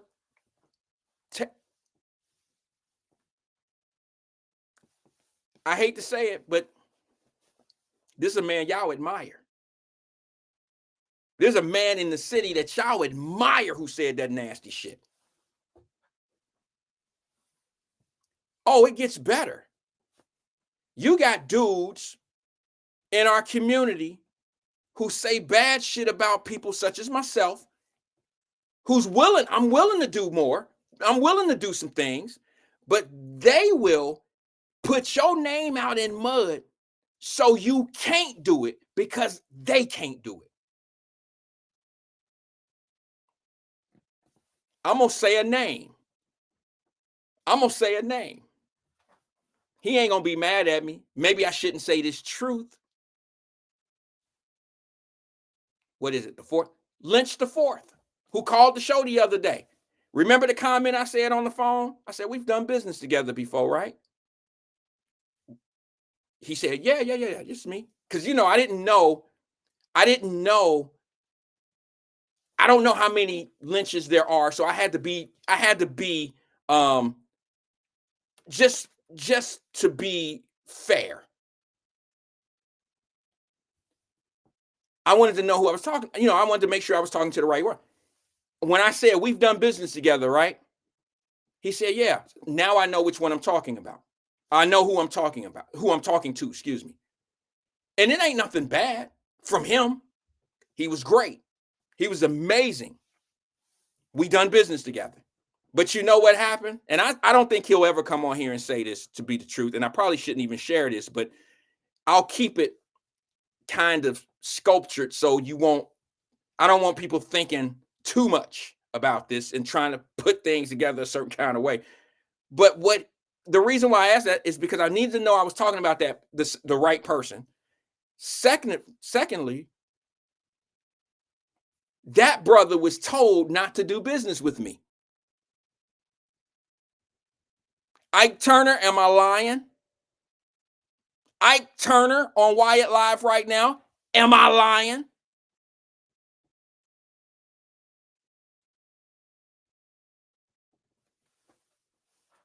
Jesse, am I lying about that, brother? Now, I don't know. I'm not talking about what Mr. Lynch was. Lynch was told not to do business with me. You know why? Because the guy that told him not to do business with me, he was trying to make it slow for me. That's what we do to one another out here. You don't want to see a black man doing what you should be doing, but you fucked it up. You ain't got no business. Like, you done messed up everything, but you go out and instead of trying to get better at what you do, you try to make it slow for everybody. You tell everybody how bad somebody is so you won't be left behind. I'm going to tell you something. I had to tell this same person to their face. Brother, I'm going to tell you something. And I mean this however you take it the way you take it. But I promise I'll stop telling the truth about you if you stop lying on my name. If you stop lying about me, you don't have to worry about me telling the truth about you out here. See, his truth of who he is and how he move and how he do shit is way worse than any lie that he can say about me. Because receipts follow the truth.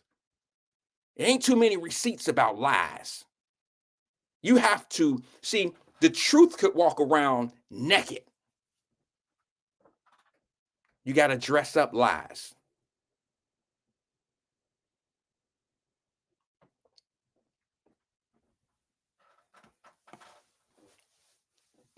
Ike Turner on here. He know what I'm talking about. There are people sabotaging. We always ask, why can't we do and work together and this and this and this and that? Now, don't get it twisted. Don't get it twisted. I feel comfortable saying this because there's a lot of truth to what I'm about to say, even to those that may not want to believe it. I can't stand when people say black folks can't work together. I can't stand when they say shit like that. You know why I can't stand that? Because white folks, Latino folks, and Asian folks, they don't all have the best business relationships with one another. And but you don't ever hear them saying Latinos just can't get along. We can't do business together. White folks, we just can't get along. We can't do business. I can't stand the fact that we the only ones that say that shit openly. Although I know there's a lot of truth. Because you understand more of what you face. Like, I don't do a lot of business with my business don't all circulate around Black folks. So I don't have this feeling. When I do business with Black folks, it's proper business. When I do with Asians or whites or whatever, it's proper business. So I don't have this perception that Black folks can't do business together. I don't have that idea. I don't believe that at all. And I've had bad experiences. Look, I'll be honest. I still believe what I believe. I believe we can work together, but I've had more bad experiences dealing in Black business than I have any other business. But that's just because I probably had more experiences. It's just like if you date, outside your race, you probably had more bad experiences with Black women only because you've only dealt with maybe 2 women outside your race, maybe an Asian, maybe a white, maybe a German, maybe whatever, Korean, whatever. And for you to have had 25 Black women, and then you say, oh man, my experience with Black women ain't shit, but you've only had 1 Asian and 1 white or 1, it ain't even, you're not even comparing it the right way. It doesn't make any sense to have those type of numbers. Maybe it might be true because you've had 25 experiences with Black women. Try 25 with whites. Try 25 with Asians. Try 25 with Italians, Latinos. And then let's see if you have all great relationships with that 25. Probably not.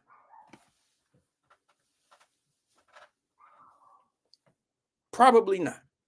So I can't stand it when they say we can't work together. Now, that's coming from an individual who, wait a minute, what's that?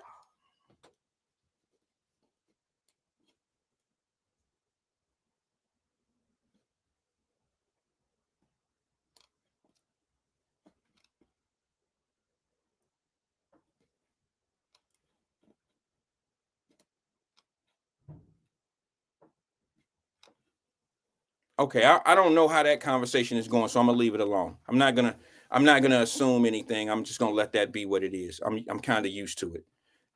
I'm just gonna continue to do what I do. But now, in my experiences over the years, I've had more bad experiences with Black folks doing me bad, talking bad behind my back, trying to derail people from doing business with me. People that didn't want to. I mean, there's been times where I would call some people and be like, hey, this is what I'm thinking and blah, blah, blah. Well, yeah, well, I'm busy that day. And you think that that's going to stop a guy like me. It's not. That just happens to be one person in the city that can do that. I could go get somebody outside of the city to do exactly what that same person does. That's the difference between you and I. I'm talking to this person and I'm looking at him right now on the screen. I'm sorry. I'm vigilant it. But that don't mean that I feel like Black folks, we can't work together. We can't get anything done together. But damn it, it's no different. The reason why I feel that way is because it's no different of the person that I just explained to you who didn't want Lynch to work with me, didn't want some other people to work for me, was out there, work with me. And the guy that I told you who was white, who did the same thing using my own people, they're doing the same thing to me. So why would I say we as Black folks can't work together when I got people that are they just happen to be doing the same thing, just doing it a different kind of way? Make sense? Folks, there's no reason why we shouldn't have Cadillac dealerships There's no reason why we shouldn't have malls. There's no reason why we shouldn't have all the things that everybody else has. The only difference is how many people are going to put you on game, how many people are going to put you in a position that will allow you to get the information to acquire what it is that you want to do.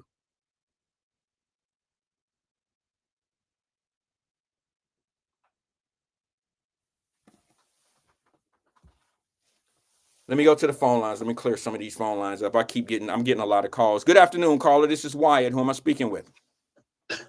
Yeah, it's your next door neighbor, Twin. Twin, you over there?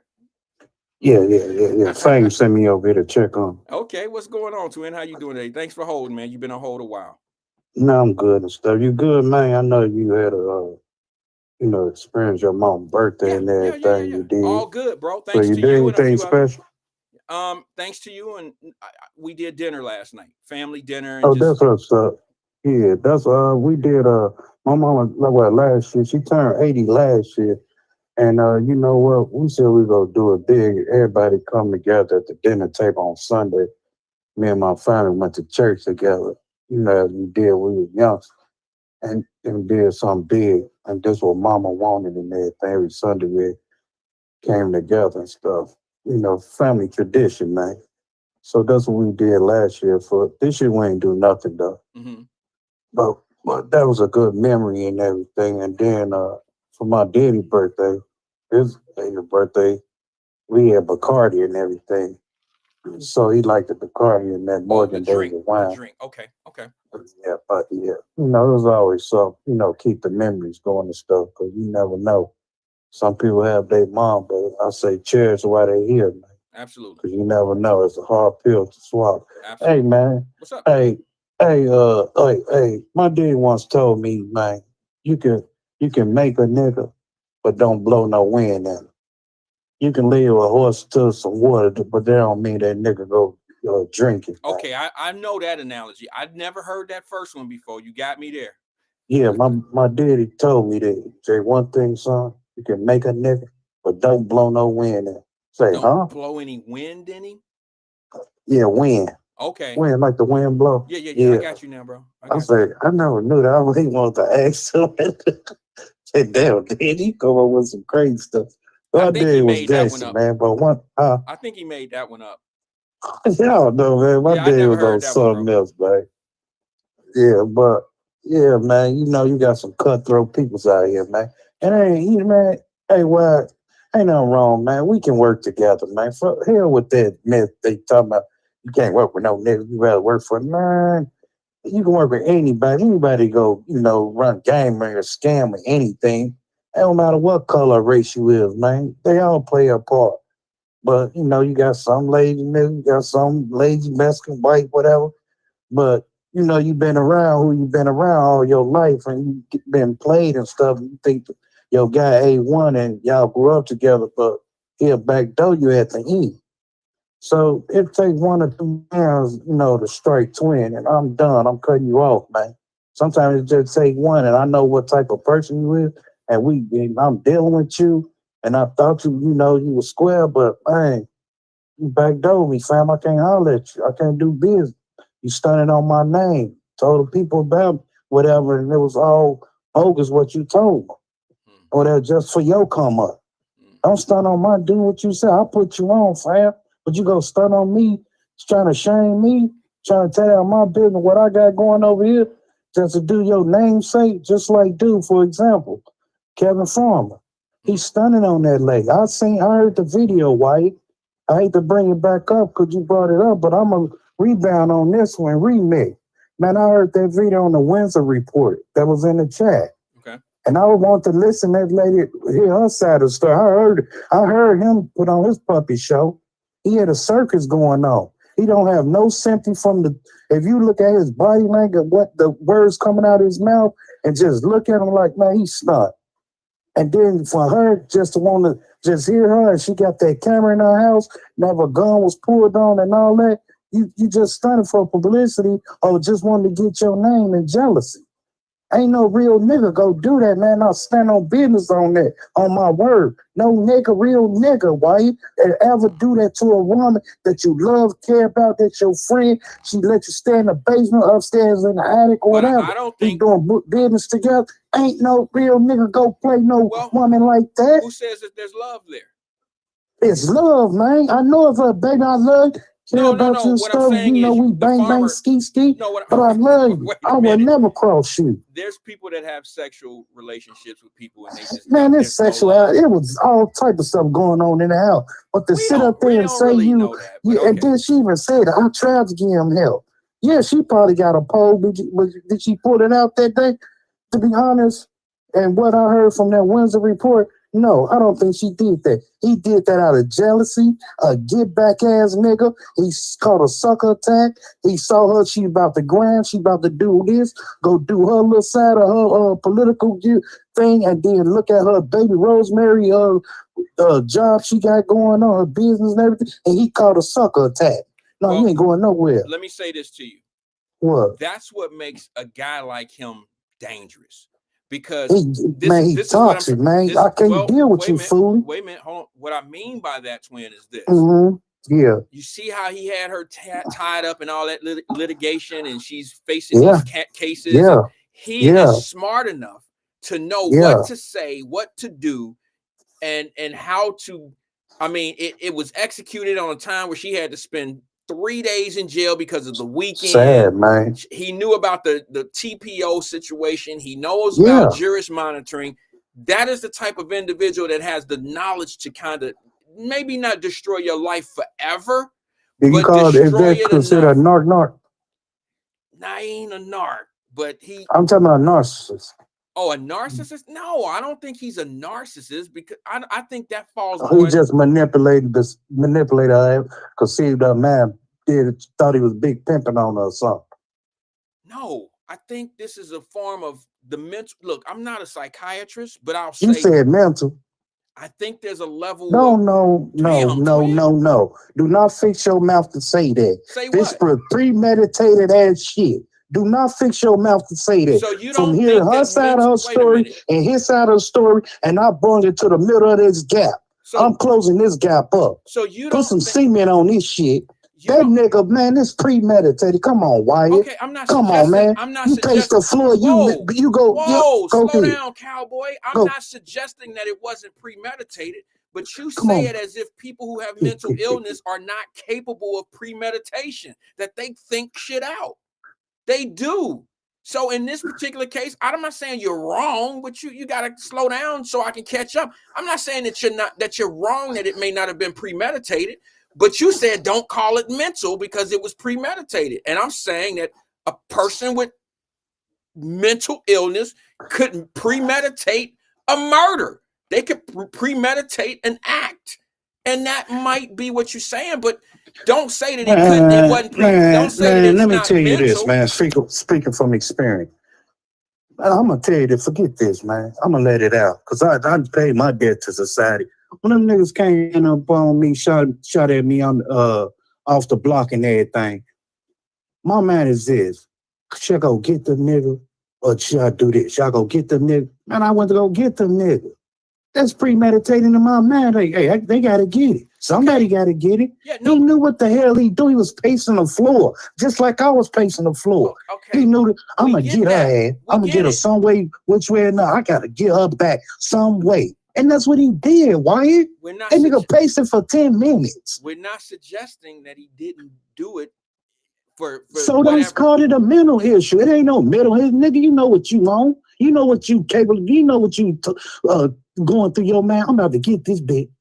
That's all he said. He didn't say her name. He called her B pro. No, I'm about to get her. I'm about to get her. Watch this. Okay. What do you think she did? This is a tough one because I know this is going to go crazy. Man, she didn't do nothing. Man, she woke up that morning on a day, had a good day, probably had a good breakfast and all that day before, and next thing you gonna know, he just passed out. So because he caught a sucker attack. No. She ain't about to outpower me. She doing more than me. Hey, I got to do my campaign on this Saturday. What she mean? I need the truck. So explain to me the logic of he did this to pay her back. You ain't even listening. Explain to me your logic of what was he paying her back from? Man, remember she went to what was it, July or something like that? He went to court on her. She went to court on him. That was okay. Yeah. That was July. Okay. That's a payback off that. Then he feel like, hey, she doing more than me. Her name recognition, her business and stuff. She got that going on. She running for Senate. Oh, I'm about to get her back. And you don't think he that's found the way. He found the way. You don't think get that, up, bro? You don't think that's a mental illness that someone would that's think not like no that? damn mental illness. It's called big payback, fam.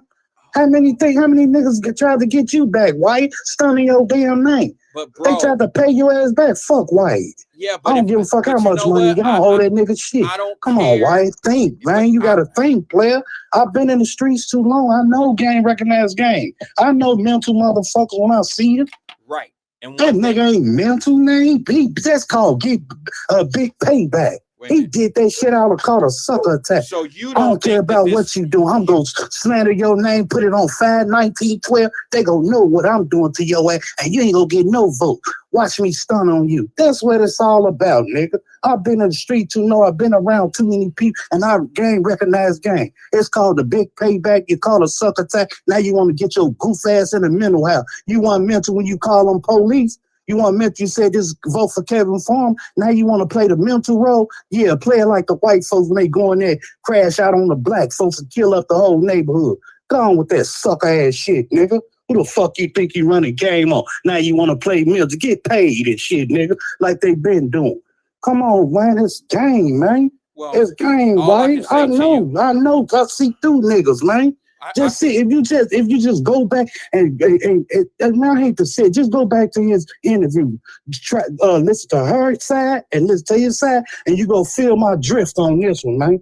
I know this game, man. This game he running, manipulating the system like a mother. He got people want to, hey, Kevin's right. Black man, women ain't carry the gun or whatever he said. If you ain't marry a woman, carry a woman or something, man, shut your goof ass. You sound like a clown. Shut your ass up, nigga. It's a service coming next year. Join it. Come on, Wyatt. Okay. That's game. Okay. That's game, man. He's a sucker, man. And I had to get that out. Okay. And you have I'm sorry. Right. My last point right here, Wyatt. Your last point. My last point. Okay. You might not see it because you never know. You might not. But let me say this, Wyatt. I heard a little bit on the radio. See, some kids, it was some white folks, right? They on Vine Street, some white kids, right? Okay. I think they had a brawl fight or something like that. Okay.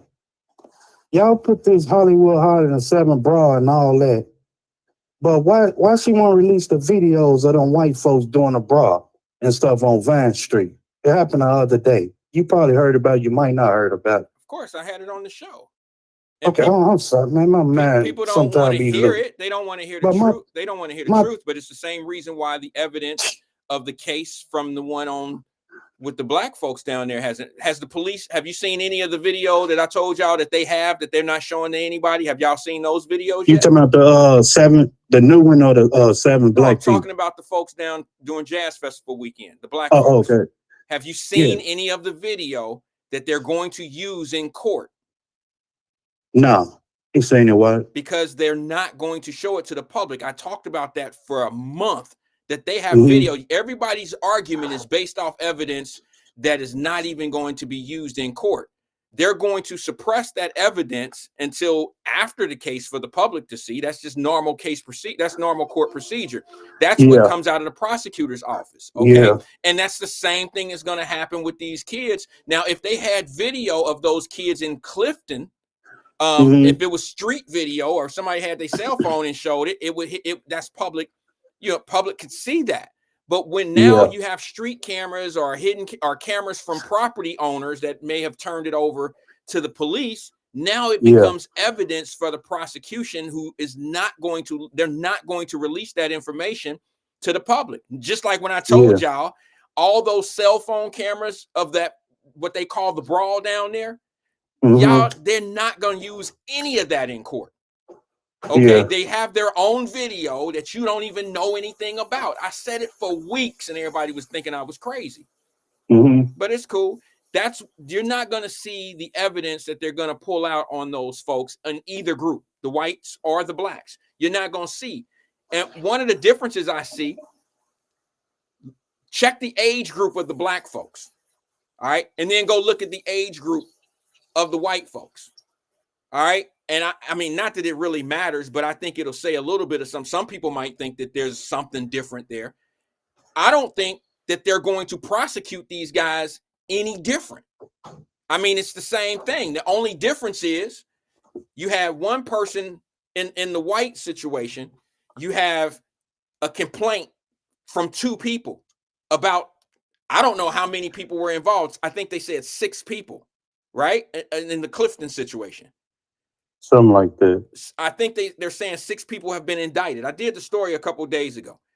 And then you look at the brawl downtown, you have to, it's almost like the same situation, except there's more people involved on the other side than one side. So that's why the charges are the same, but when you have more people involved, the charges, you have more counts. Okay, so you're facing more penalty with more counts. That's the difference there. All right. If you assault one person and you facing 10 years, okay, that's what that is. But if you assault 2 different people, now you're facing 20 years. You got 2 different people with 2 different assault cases. You understand? That's how that adds up like that. But my thing is this, man. They supposed to have a little some meeting with Connie that come up. But y'all was pushing the issue for the black folks and protesting and all that going on. Say, why y'all not pushing the same thing, saying the same thing? Hey, this not right and everything. Y'all stunning on our black community and everything. Put them out there. Why y'all not stunning on them? Like, hey, this wrong. They should be treated just like this, or vice versa. How the case, man. To me, they playing games, man. And the people allowed that. Them city leaders and everything else, and they won't hold old girl accountable for nothing. They're like, oh, she good. They're washing it away and all that. And I don't get it, man. I just don't. I don't know if it's just me or whatever. I think different. I say, man, she bogus for what she doing. She don't care about nothing. Just like, shut the hell up. I'm sticking with my white counterparts or whatever. I don't care what you niggas say. And that's the mentality of what I see through her. She ain't a real damn prosecutor, man. She just a puppy. She with them white folks, man. She with her people. She don't give a fuck about no nigga. If she did, she would like, hey, hell no, I'm dropping this case. Y'all not go charge the white man and stuff. So why should I charge them? Man, that's how I'm looking at it. Twin is on a good note. Now, dude wrong for knocking Holly out, but damn it, hey, take one for the team, fam. Hey, drop the case, Connie. Let them go home. Hey, my guy right here got her. But it's stupid, man, how they play the system and people allowed this to go on. But y'all want to stand up and boycott other shit when the shit right there in your face. Like, hey, let me holler at you, Connie. Let me holler at you for a minute. This not right. But y'all ain't got no real ass leaders out there to stand up, to put a motherfucking pussy in the ground. Y'all, hey, I love her, she white and stuff. This our leader, man. Get up out of here, man. Get up out of here, man. All right, what's bro. up? We heard you, bro. Appreciate you calling today, man, and giving us that. Yeah, all right, man. All right, yeah. All right. Later. I don't know, bro. I don't know.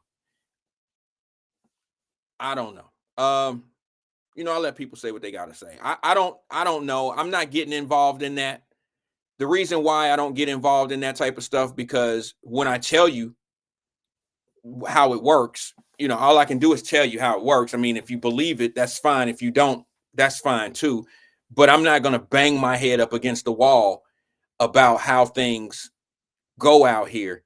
I'm just not going to do that. I'd rather not. I said enough before. I said enough when things was going on and people didn't like. Sometimes when you explain things about how it is and how things are going, people think that you're trying to be on somebody's team or on their side. You can tell people the truth about something, even if it's not fitting it, especially if it's not fitting in a certain narrative, and they'll think that's how you feel about it because you tell the truth. They'll say, oh, well, you think the way they think. No, I'm telling you how it is. This is how it's put together. This is how it is. It's not necessarily how I think about it.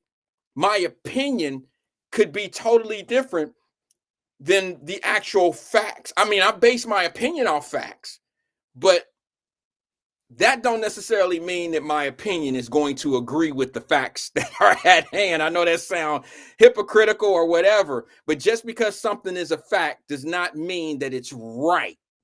All right? It's a fact that those two guys just had a fight. It's a fact. Y'all seen them. It's on video. They just had a fight. Don't make it right, though. We can argue all day why they were fighting. Some could say it's justified. Some could say it's not. Let me go back to the phone lines real fast. Like lightweight got a headache, to be honest with you. Good afternoon, caller. This is Wyatt. Who am I speaking with? Now you got a headache, and I'm calling. No, it's not the headache. It was before that. What's good? Can you hear me? It's low. I can hear you fine. Oh, hey, what's going on? Is this Marquetta? It is. All right. I thought I heard the listening. voice. I haven't heard you in a while. I'll be listening. I'll be finishing up my paperwork, watching the show. I enjoy it. Good. I appreciate you.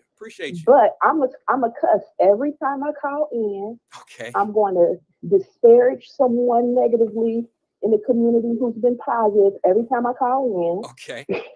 Okay. And I just want to say, in a grand jury indictment, they select about 12 people from the community. And they say, look, this is all the information that we got on this person. Nobody else sees that information.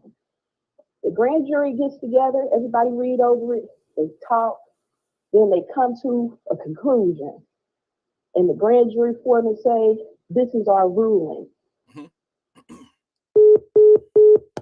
We lost her. She'll call back. I don't know if you guys can hear her, but she was talking about grand juries.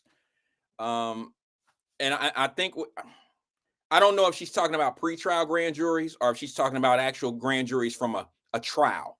Doesn't matter. I can handle either question or whatever, wherever she's going with it. She'll call back here shortly. I don't know what happened. It just, y'all know you don't hear that dee if you hang up on someone. Y'all know that. You only hear that if someone hangs up on you, even if it's accidental, you know what I'm saying? But yeah, she'll call back. I don't know where she's going. I know Twin was talking about the Connie lady. Y'all look, that's y'all games. Y'all take up that shit. I don't deal with people that don't shoot straight like that. See, I got a problem that anybody that'll come tell you something to your face and just be flat out lying to you. And now I'm supposed to just be like, even look, there's a difference between lying to someone boldly versus trying to disguise the truth in some, not being honest with you because they know that you don't recognize the language. So I don't really deal with situations because we get our own ideas based on certain information that we have, and then we ride with it. And then somebody who's supposed to be honest and truthful will come in. I mean, a dignified person is supposed to come in and be honest and tell you the truth, and they don't. I can't respect the entire process at that point. I don't respect people who are dishonest in a way that they know that you can't figure it out because you're not as crafty with the language as they are. I don't like people like that. Now, I'll be honest with you. I've done it a few times myself. I might enter a room and I don't dumb down, but I do step down so I can say it so they'll respect me. Because, you got, as a black person, bro, we got to speak languages. We do different shit out here. You feel me? Like, we from different places. Some of us from places where we one way in a room and we another in another room. That's just how it has to be. I have to earn respect from certain people a different kind of way than I do other people. I'm not saying one is better than the other. It's just I can't be hood in here and understand. I can't go in talking like Twin and understanding Twin when I'm dealing with my staff. I can't be that guy. I got to be in with some. I got to be the guy that you respect and understand is, this is what we doing. This is not us on the block. Let me go back to the phone lines where caller is back. Caller, you still there? I'm sorry about that. That's okay. I didn't hang up. You know that. It just the call fell out. I was on my Obama phone. I appreciate President Obama for giving me that phone. I think that most people need a lifeline, and phones cost too much. And I appreciate a free government-based phone service. Okay, well, I told you so. I know sometimes that you be wanting to bust. What happened to your 3-week candle? My 3-week, what was that? Your 3-wick candle. Oh, my candle. You know what? I don't do those. I love candles. Okay, I'm gonna show my soft side.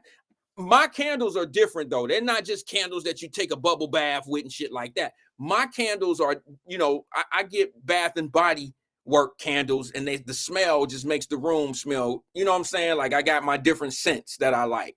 But you said you got a headache. Yeah, I do. I have a headache. It's lingering. I didn't sleep well last night, so I've had a headache since I hit the power button today. To be honest with you, it's just certain things make my headache it intensifies it a little bit. But I'm good now. What's happening? You were saying something about the grand jury. Finish up with that, because that's all I gotta say. Then it go to court. We know the process. We act like we don't. Okay. And and we act like our frustration and our anger is going to change due process. Everybody got to go to court. You got to get the best defense that you can if you've been accused of something. I want to pull back. I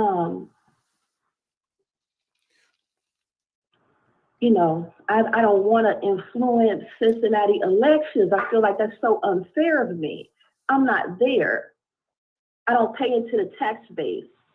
I'm not dependent on social services or emergency services. So I can't say vote for Stefan, or vote for Chris Smitherman or vote for Kevin Farmer and someone take my vote serious because I live in Texas, or my opinion serious. Do you understand what I'm saying?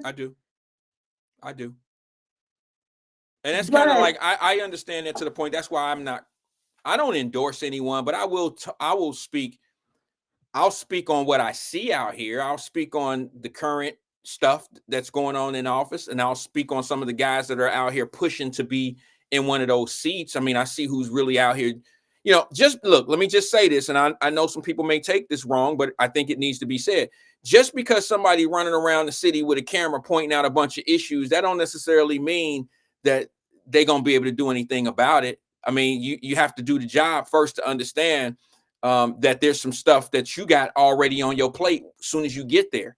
It's unfinished business. When you get there, you realize it's like anybody else. If you've ever dreamed of being a police officer as a kid, they always ask you, why do you want this job? And they tell you, and most people say, I want to change the world. I want to change my community. I want to make sure change. And then you get the job and you find out that shit is put in place on purpose. You're never going to change what's there because it's meant to be that way. You trying to change something is changing the system that's put in place.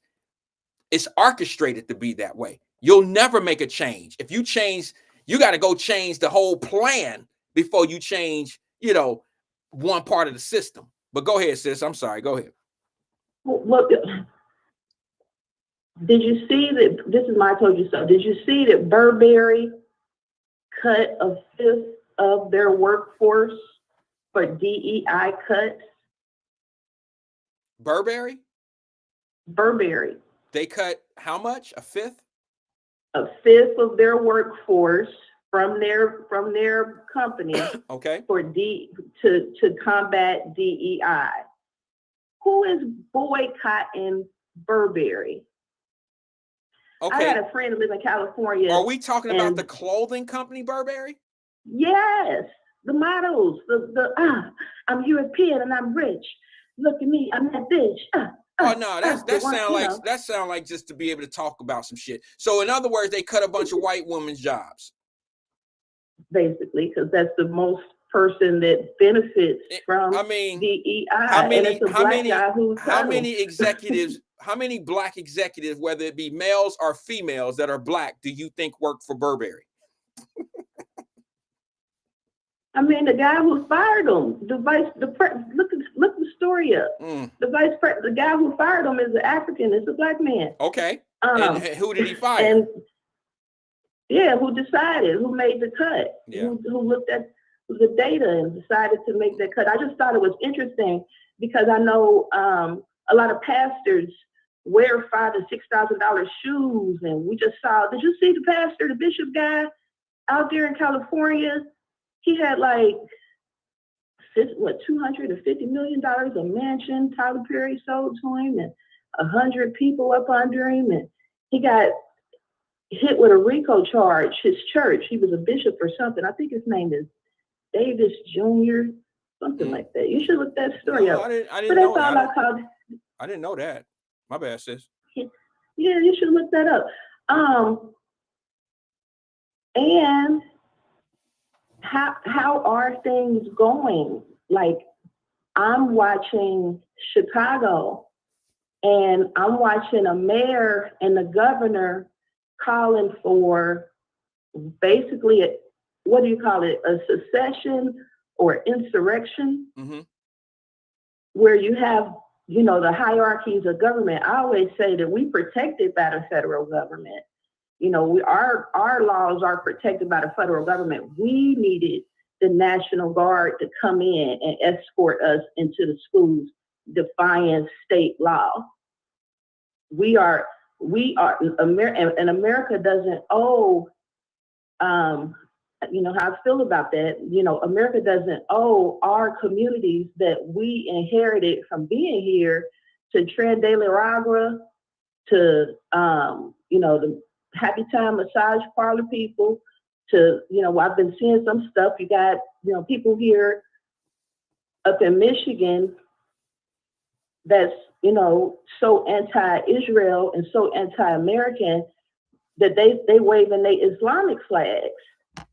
And I was listening to Judge Joe Brown, and he said, no matter how we might feel about America and they interwar conflicts, we Americans, something happened here, it's going to happen to us too. Well, but where else can we go right now, sis?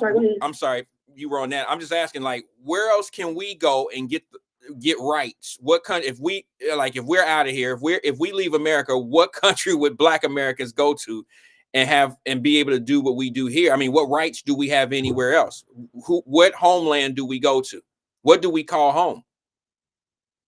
Alabama, Texas. Okay, I get you. Ohio, Touché. Kentucky. Look up the history of Ohio. Cincinnati is so very important. If you look up Cincinnati, the people who we descend from won the Civil War. They won the Civil War. And they ran from Kentucky in the South over into Cincinnati and Ohio, where you could be free. Now, I've been getting, strange niggas tagging me in other shows that I don't participate in, trying to drag me like I'm a Republican, as if that's a bad thing, because the Republicans freed the slaves. The first Black Republicans after Reconstruction, they was the ones who ensured the 14th Amendment, because the 13th Amendment was still slavery. They ensured that for us. So I feel disrespected to have, I don't live in Chicago, but Mayor Brandon impacting internet, national news. Well, let me just say something about Chicago, because I'm kind of burned, sis, I'm burned out on Chicago right now too, because I talked about it a couple years before we got to this point and brought a lot of attention to people that wasn't paying attention. And I'm telling y'all what was going to happen. I told them what was going to happen to the people in Chicago. And it was a reason why Black folks were not paying attention to Chicago, because the media outlets and the people that, their sources of media wasn't pointing them in that direction. But here we are now. Isn't it funny how they're trying to direct all the attention to Chicago now for Black people to watch, when it looked like Black people are being harmed or in harm's way, but they're really not?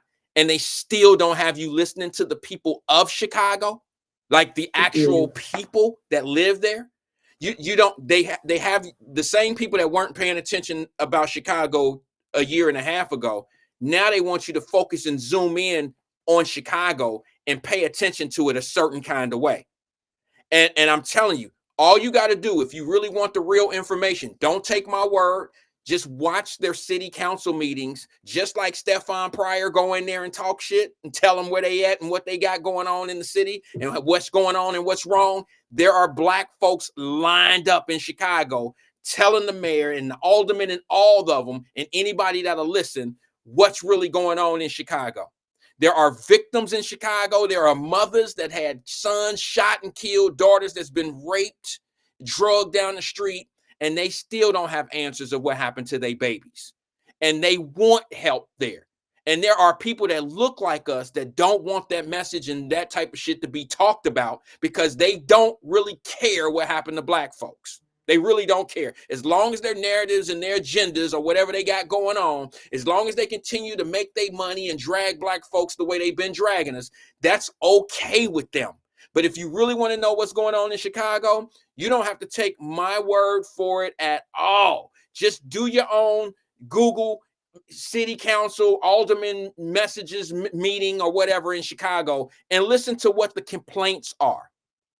Let me ask you something. You know Stanley Road Tire, right? Marquetta? No. Huh? What are you talking about? Did you say Stanley Road Tower? Yeah, you know Stanley Road in Cincinnati. You got that Cincinnati accent, but go ahead. Stanley Road Tower. The towers. It's two towers. Mm-hmm. There's an elderly building and there's a regular building. I didn't live there, but my auntie lived on the 12th floor of the regular building, and that's where I went after school almost every day, and then I had to wait a certain time and walk home. But now listen, if there was a bunch of illegal migrants, Venezuelans, and gang members in that building, and it was taken over by those people, right? And they were pretty much putting us in a position where we were kind of being held hostage in that building. And let's just say Cincinnati used the marshals or the feds busted up in that building to get that mess out of there. Why would I be mad if I see my cousin sitting on the ground when they raided the entire building? The feds don't know who is who. Nobody knows who's in there. They don't know what's what. They get everybody situated and sat out on the streets. Why would I be angry if I had to sit out on the streets with my hands behind my back because they trying to clean my building out? And 30 minutes after they detain me, they let us go. They're cleaning my building out. They don't know who I am. They don't know if I'm supposed to be there. They ain't the damn rent office. They're not the management group. They don't know Wyatt. They don't know any of us. They're trying to clean buildings out in those cities that have a lot of crime. Ain't nobody, the same people bitching and complaining or not bitching and complaining about all those Latino women walking the streets. You understand? They out there sex trafficking. Nobody gives a shit about none of that until they can use black folks to incorporate in their arguments of how black people being done. They didn't even care. They didn't even care how many people was dying on their way here. But it's not about them. It goes back to the law. People die every day, bro. People die every day. Bad things happen. But the 13th Amendment says if you commit a crime, if you have a warrant, and legally have the right to detain you and put you back in slavery. That's the 13th Amendment. So the concern is what you said, we have so many people who are victimizing their own people, and that's what the crime is, and ain't no telling what they might have warrants for. And so when they tally it up and they see black people are representatives of that because they might have an outstanding warrant, might be something they have to let go of, may not. They might have to go down to the courthouse. But the difference is we stay here. We go to prison here. They go wherever they're going. And that's the danger of having mass immigration, because it messes up the law. And you can't navigate the law because there's so many different nuances. But I called in my last point, I promise. You were talking about the duping of affordable housing, low-income housing, and rent income-based housing. What is it? Affordable, low-income, market rate. Okay. For Black people in Ohio, you can look this up. Our average income is about $45,000. On the higher end, maybe 80 to 90,000. So the housing market, if that interest rate dropped, we could get in there, but we don't have credit. We don't have the outpouring of government assistance to say, here, we're going to ensure that your race and group is established in this community, and through this church and our nonprofit, we're going to pay your mortgage, and you just go to work and you establish your family and your community around it. We don't have enough of that, but we have enough people with money that if we could all get our credit together, we can still take the opportunity that's in America, that's available to all Americans through the FHA loans, through the VA loans, through the conventional loan system. Then, you can look at commercial property, but people don't really have, Amazon ain't no Forest Fair Mall. Amazon will send it to you tomorrow. There is no mall experience in America. That Americana era is gone. And like I was watching you talk to the brothers on the other show, on Hush Grade's show, trying to explain, we are our own business. If you do something, we are our own CEOs, representatives, our own business. In America, we have to be capitalists. You can't operate outside of the capitalist system. But at the same time, when we talk about law and government as a group, we talked about this during the election. We don't have enough money and power consolidated to have a big impact on who is playing that political game for us. So it's easy for a Jamal Bryant, who I know wear Burberry, and many other fashionable things. I know that he can easily sway us and rock us to sleep, and we not invest that time in this critical period because we're changing over. Our money is, when the government shut down, it's saying, Trump said it. He said, we want to move you back into the private sector. You want to go or not? Let me ask you a question, sis. Based on what you're talking about right now, I want to. I'll be rambling. I know. I want to back up just a little bit to something that you said. Let me ask you a question, and maybe the audience could answer this too in the comment section. What do you think is easier to do? To convince something that something is okay? Do you think it's easier to convince someone that something is bad, or do you think it's easier to teach somebody something new? Did you get it? Hello? Is that a question for me? Yeah. I'm posing it to everyone, but I'm going to let you answer it because you're on the line. I'm saying. I am for continuous education. You have to learn something new every day. But my question, hold on. I wouldn't want. So your answer, I'm sorry, babe. Your answer to that is you would want to learn something new. That you have an inquisitive mind, though. Let's just put it in how we see things. As a whole, most people, I hate to speak in general terms, but it's been proven that a lot of people would rather be taught how, they'll embrace the negativity about something that they don't know anything about versus learning something new. Because that is them learning. It's easier to just, do you understand what I'm saying? That is a lesson and a learn for them instead of actually learning the X's and the O's and the dots and the decimals. So if I'm sitting back telling you how bad capitalism is all the time, but you don't know what capitalism is, you don't know how it functions and how it works and how you can benefit from it, but all I'm doing is teaching you how bad it is, that's an easier lesson for you. It's easier to retain information. The oven is hot. You might not ever know how to cut the oven on, but you know that that oven is hot, so I'm never going to touch it. Mama told me that the oven is hot, don't touch it. But you've never learned how to cut it off, cut it on, or anything. So you will always stay away from that oven because it's forbidden fruit. You understand what I'm saying? Now the oven is a little bit more manageable once you learn how to operate the oven. You see what I'm saying? You can tell when it's hot, when it's not hot. You can tell when it's on, when it's not on. You don't have to guess if it's hot or not. And I think where we drop the ball is we don't teach our children at a young age the things that really matter in this world that's going to make them want to be more, want them to research and be inquisitive and do things. It's easier to teach them, just don't like it. Don't do it. Don't participate in that. Don't do this. Don't do that. Don't. Then you grow up with an impression of, I can't do that. I grow up with an impression, I got to be 10 times better than everybody because that's what my mama told me. And if I'm not 10 times better than somebody, I ain't even going to try because I don't even feel like I'm 10 times better than anybody. See, these are taught behaviors.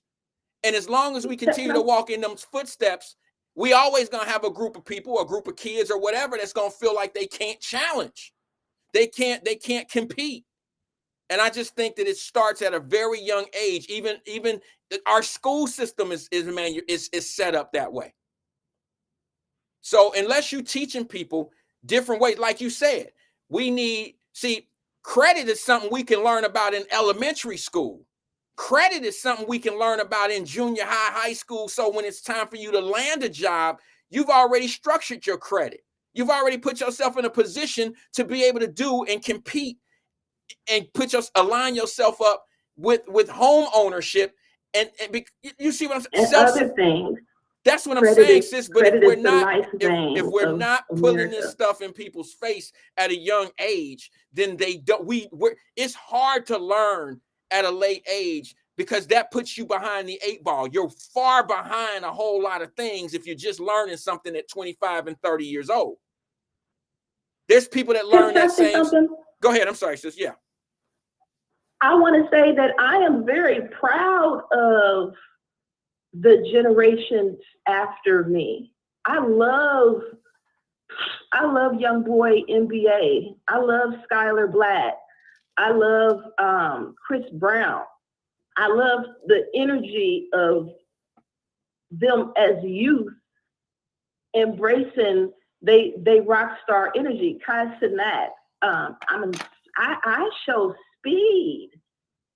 You know, he's right from Westchester. Yeah. And neither of his parents, if you listen to his story, this young man, mama put him out. He was talking crap, he's strong and big and bulky. You should go live with your daddy. Right. And he got on YouTube.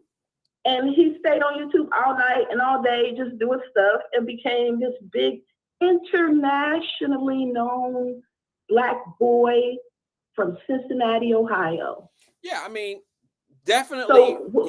So we're not teaching them that they can't.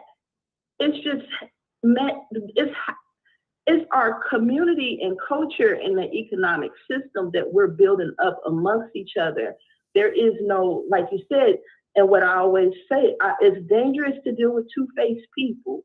Our people have a problem with being stool pigeons and coons and always looking at yes sir massa, no sir massa, and they'll fight and kill each other over football. And lady killed this lady down here. Lady killed this lady because she ain't say thank you for opening the door.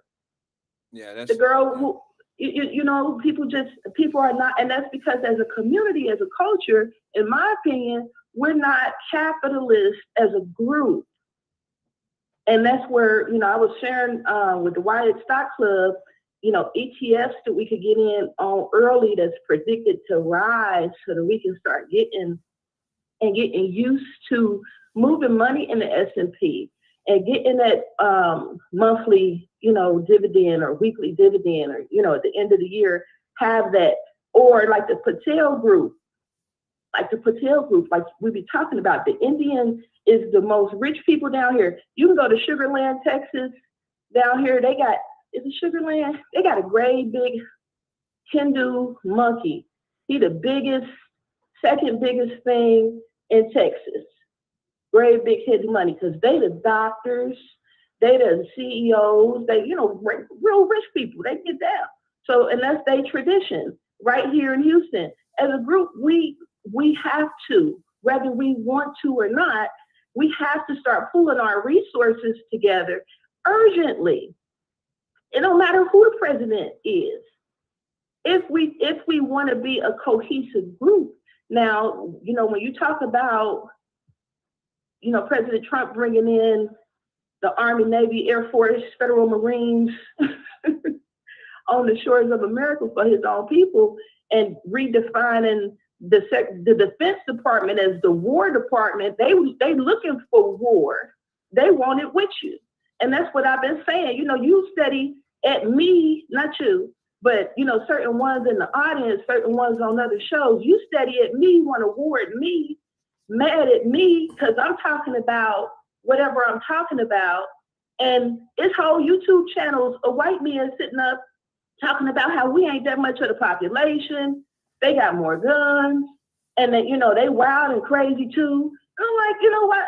Why can't we begin to organize ourselves in a way that's productive? So, and I'm gonna end this and get off the call, because, you know, this is your show. I hate when I call in, because I love talking to you, and, you know, finally getting somebody who get it.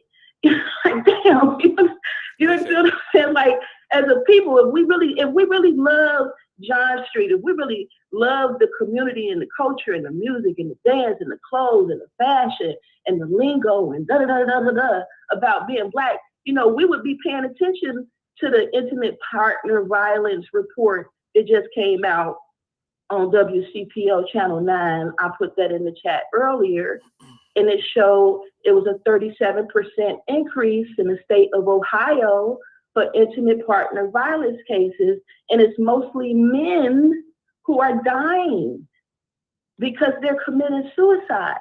And I love when you talk about, you know, latching on to your wife and your partner, you know, and having somebody to give you some stability. And I'm hoping that's what I hear from CK. And what that's people like Kevin Farmer, he told you he was adopted. That's a mother wound, not having a woman there to nurse you and nourish you and keep you and structure you. And then when you grow up, you try to see yourself in love with somebody who really, that bitch really wasn't in there for me. I hate her. And then it becomes difficult to love, and it becomes difficult to build that community. But outside of city government or who you might vote for, no matter if the Army, Air Force, Navy, Marine come in, it's going to take Black people to love Black people and accentuate the positive and build on this economic opportunity in 2025 through automated industry. Get in on the stocks, NVIDIA, stock options. My daughter gone way past I am. I'm still learning. I don't mean that I can't talk about it. Right. Okay.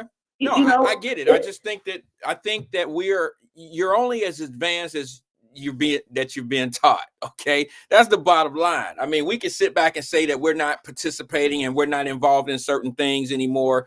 We can keep talking that way, but the truth of the matter is, there's no reason why we shouldn't know what we need to know at this point. Everything can be self-taught. This is what I got a problem with.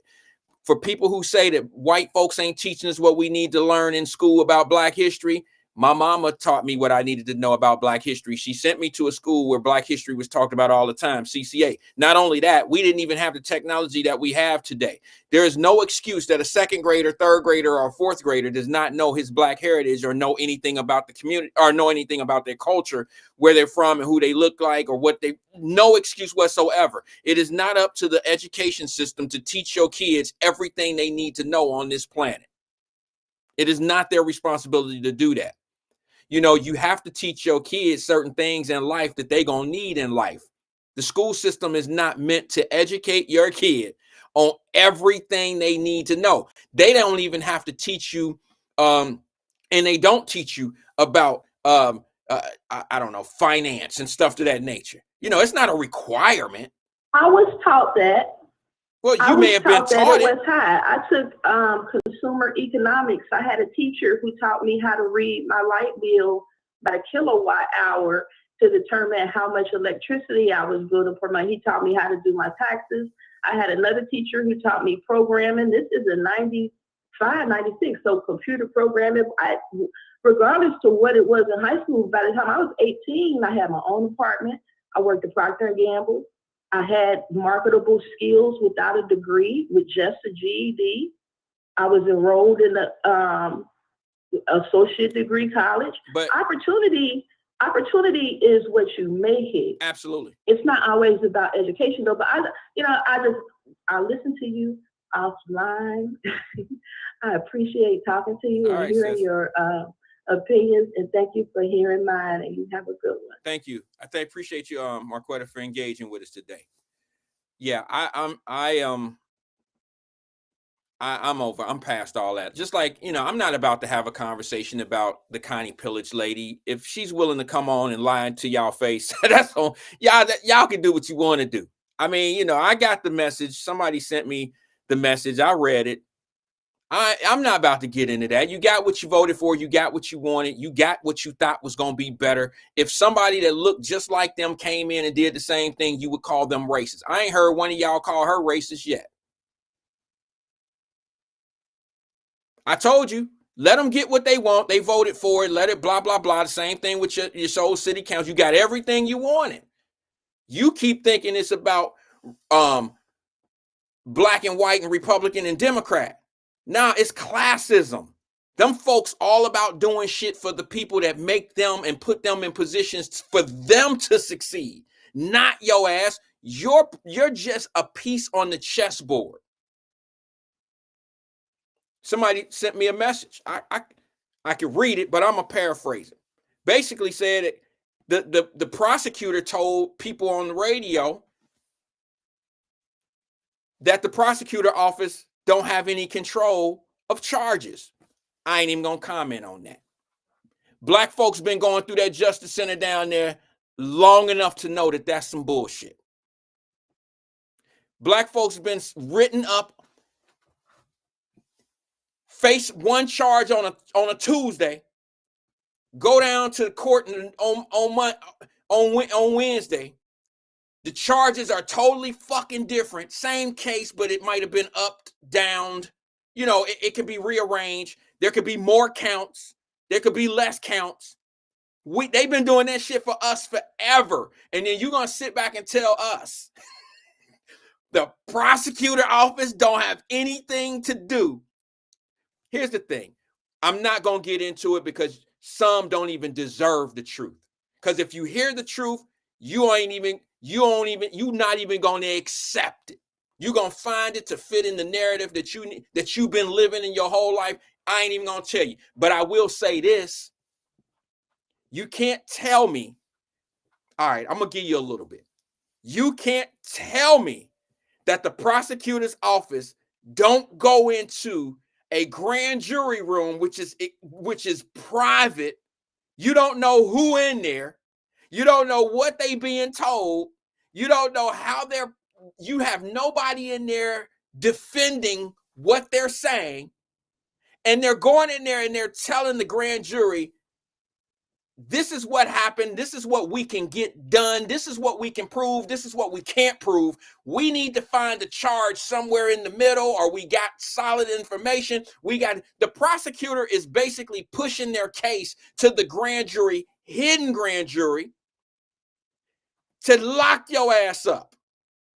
They throw out cases that they don't necessarily want to pursue. And they do upgrade charges. Anybody that want to challenge me on that, bring it.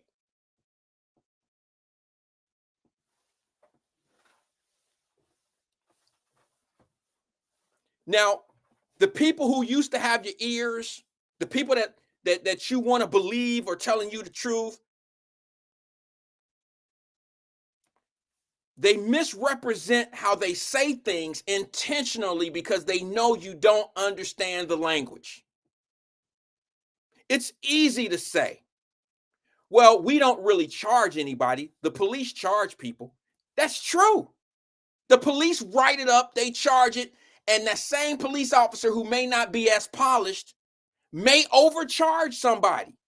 And the prosecutor office will say, hey, we can't really get them, we can't get that done, but this is what we can get done. And that's what they sell to the grand jury. Or let's say that a police officer is not on his shit that night and he undercharges somebody in an assault case. You think the grand jury just gonna stand there and, you think the prosecutor office gonna say, well, wait a minute, hold on. Mr. Officer, you charge this as a misdemeanor. This person had a weapon, plus this person's been convicted once before. So now we should have weapons under disability. We should have an upgraded charge. This should not be a misdemeanor assault. This should be a felony 4, felony 5, or felony 3, assault with a deadly weapon. You telling me that the prosecutor wouldn't even be doing its job if they didn't do that. The prosecutor's office is the most powerful office in the court system when it comes to criminal law. Not only that, they control all the money. Man, I'm done. I'll holler at y'all, man. Y'all keep on listening to that. Let them keep telling you what they want you to know in your face. You'll learn one day. Peace and love. I'll holler at y'all. Hot sex on a platter. Hot sex on a platter. What you say, hot sex on a platter. Hot sex on a platter. Hot sex on a platter. Hot sex on a platter. Hot sex on a platter.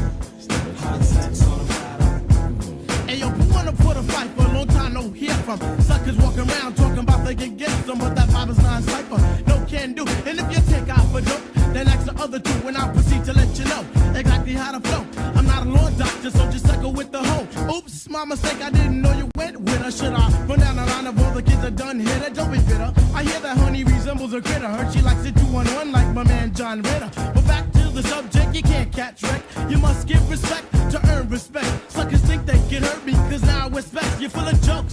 Well, yo, your name ain't Flex. I got the riches, the bitches. I'm large like a Huxtable. You think you're all that, but your girl's quite doable, yeah. I'm telling you, G, to back up off me. I'm not a man called Hawk, but I ain't Mr. Softy. Rapping is an art coming straight from the heart, so forget the chart because the action got sky. Hot sex on a platter. So sweet. Hot sex on a platter. Hot sex on a platter. Hot sex on a platter. Hot sex on a platter. What you say your name is? Hot sex on a platter. Hot sex on a platter. I like that. Hot sex on a platter. Where you at? To all my people with the funk, I'm the undercover brother, dump your hoe in the trunk. Save all the sad songs and the tear jerkers. Niggas step back, it's the lyrical worker. The points that I create ain't in paperback books. The points that I create are for hookers and the crooks. My mental is excelling cause I dabble in the books. I'm not the one to front on, so sub ups. Yo, I guess the pickings, I'm such a damn Dickens. If you step to this, then the block just thickens. I run you around the track like a bunny and a dog. To me, you're just another MC on the wall, a link in the chain, fluid on the brain. I boast of hype lyrics, and yours are mundane. See, I can't maintain, especially if you come back. I'm the lyrical master blaster, yeah, I could do that. I could also do your girl, so leave the hoe at home. Cause when I get done, I have a strong arm bones. It's the no joke pressure that elevates my mind, make me pick up and go when it's time to drop my rhymes. My title is Drop, the abstract poetic. I'm in the idle mode, but my energy's kinetic, so smooth and debonair. Special for the air, gotta keep my thing in gear, cause it's evident and clear that I will rock on the ride.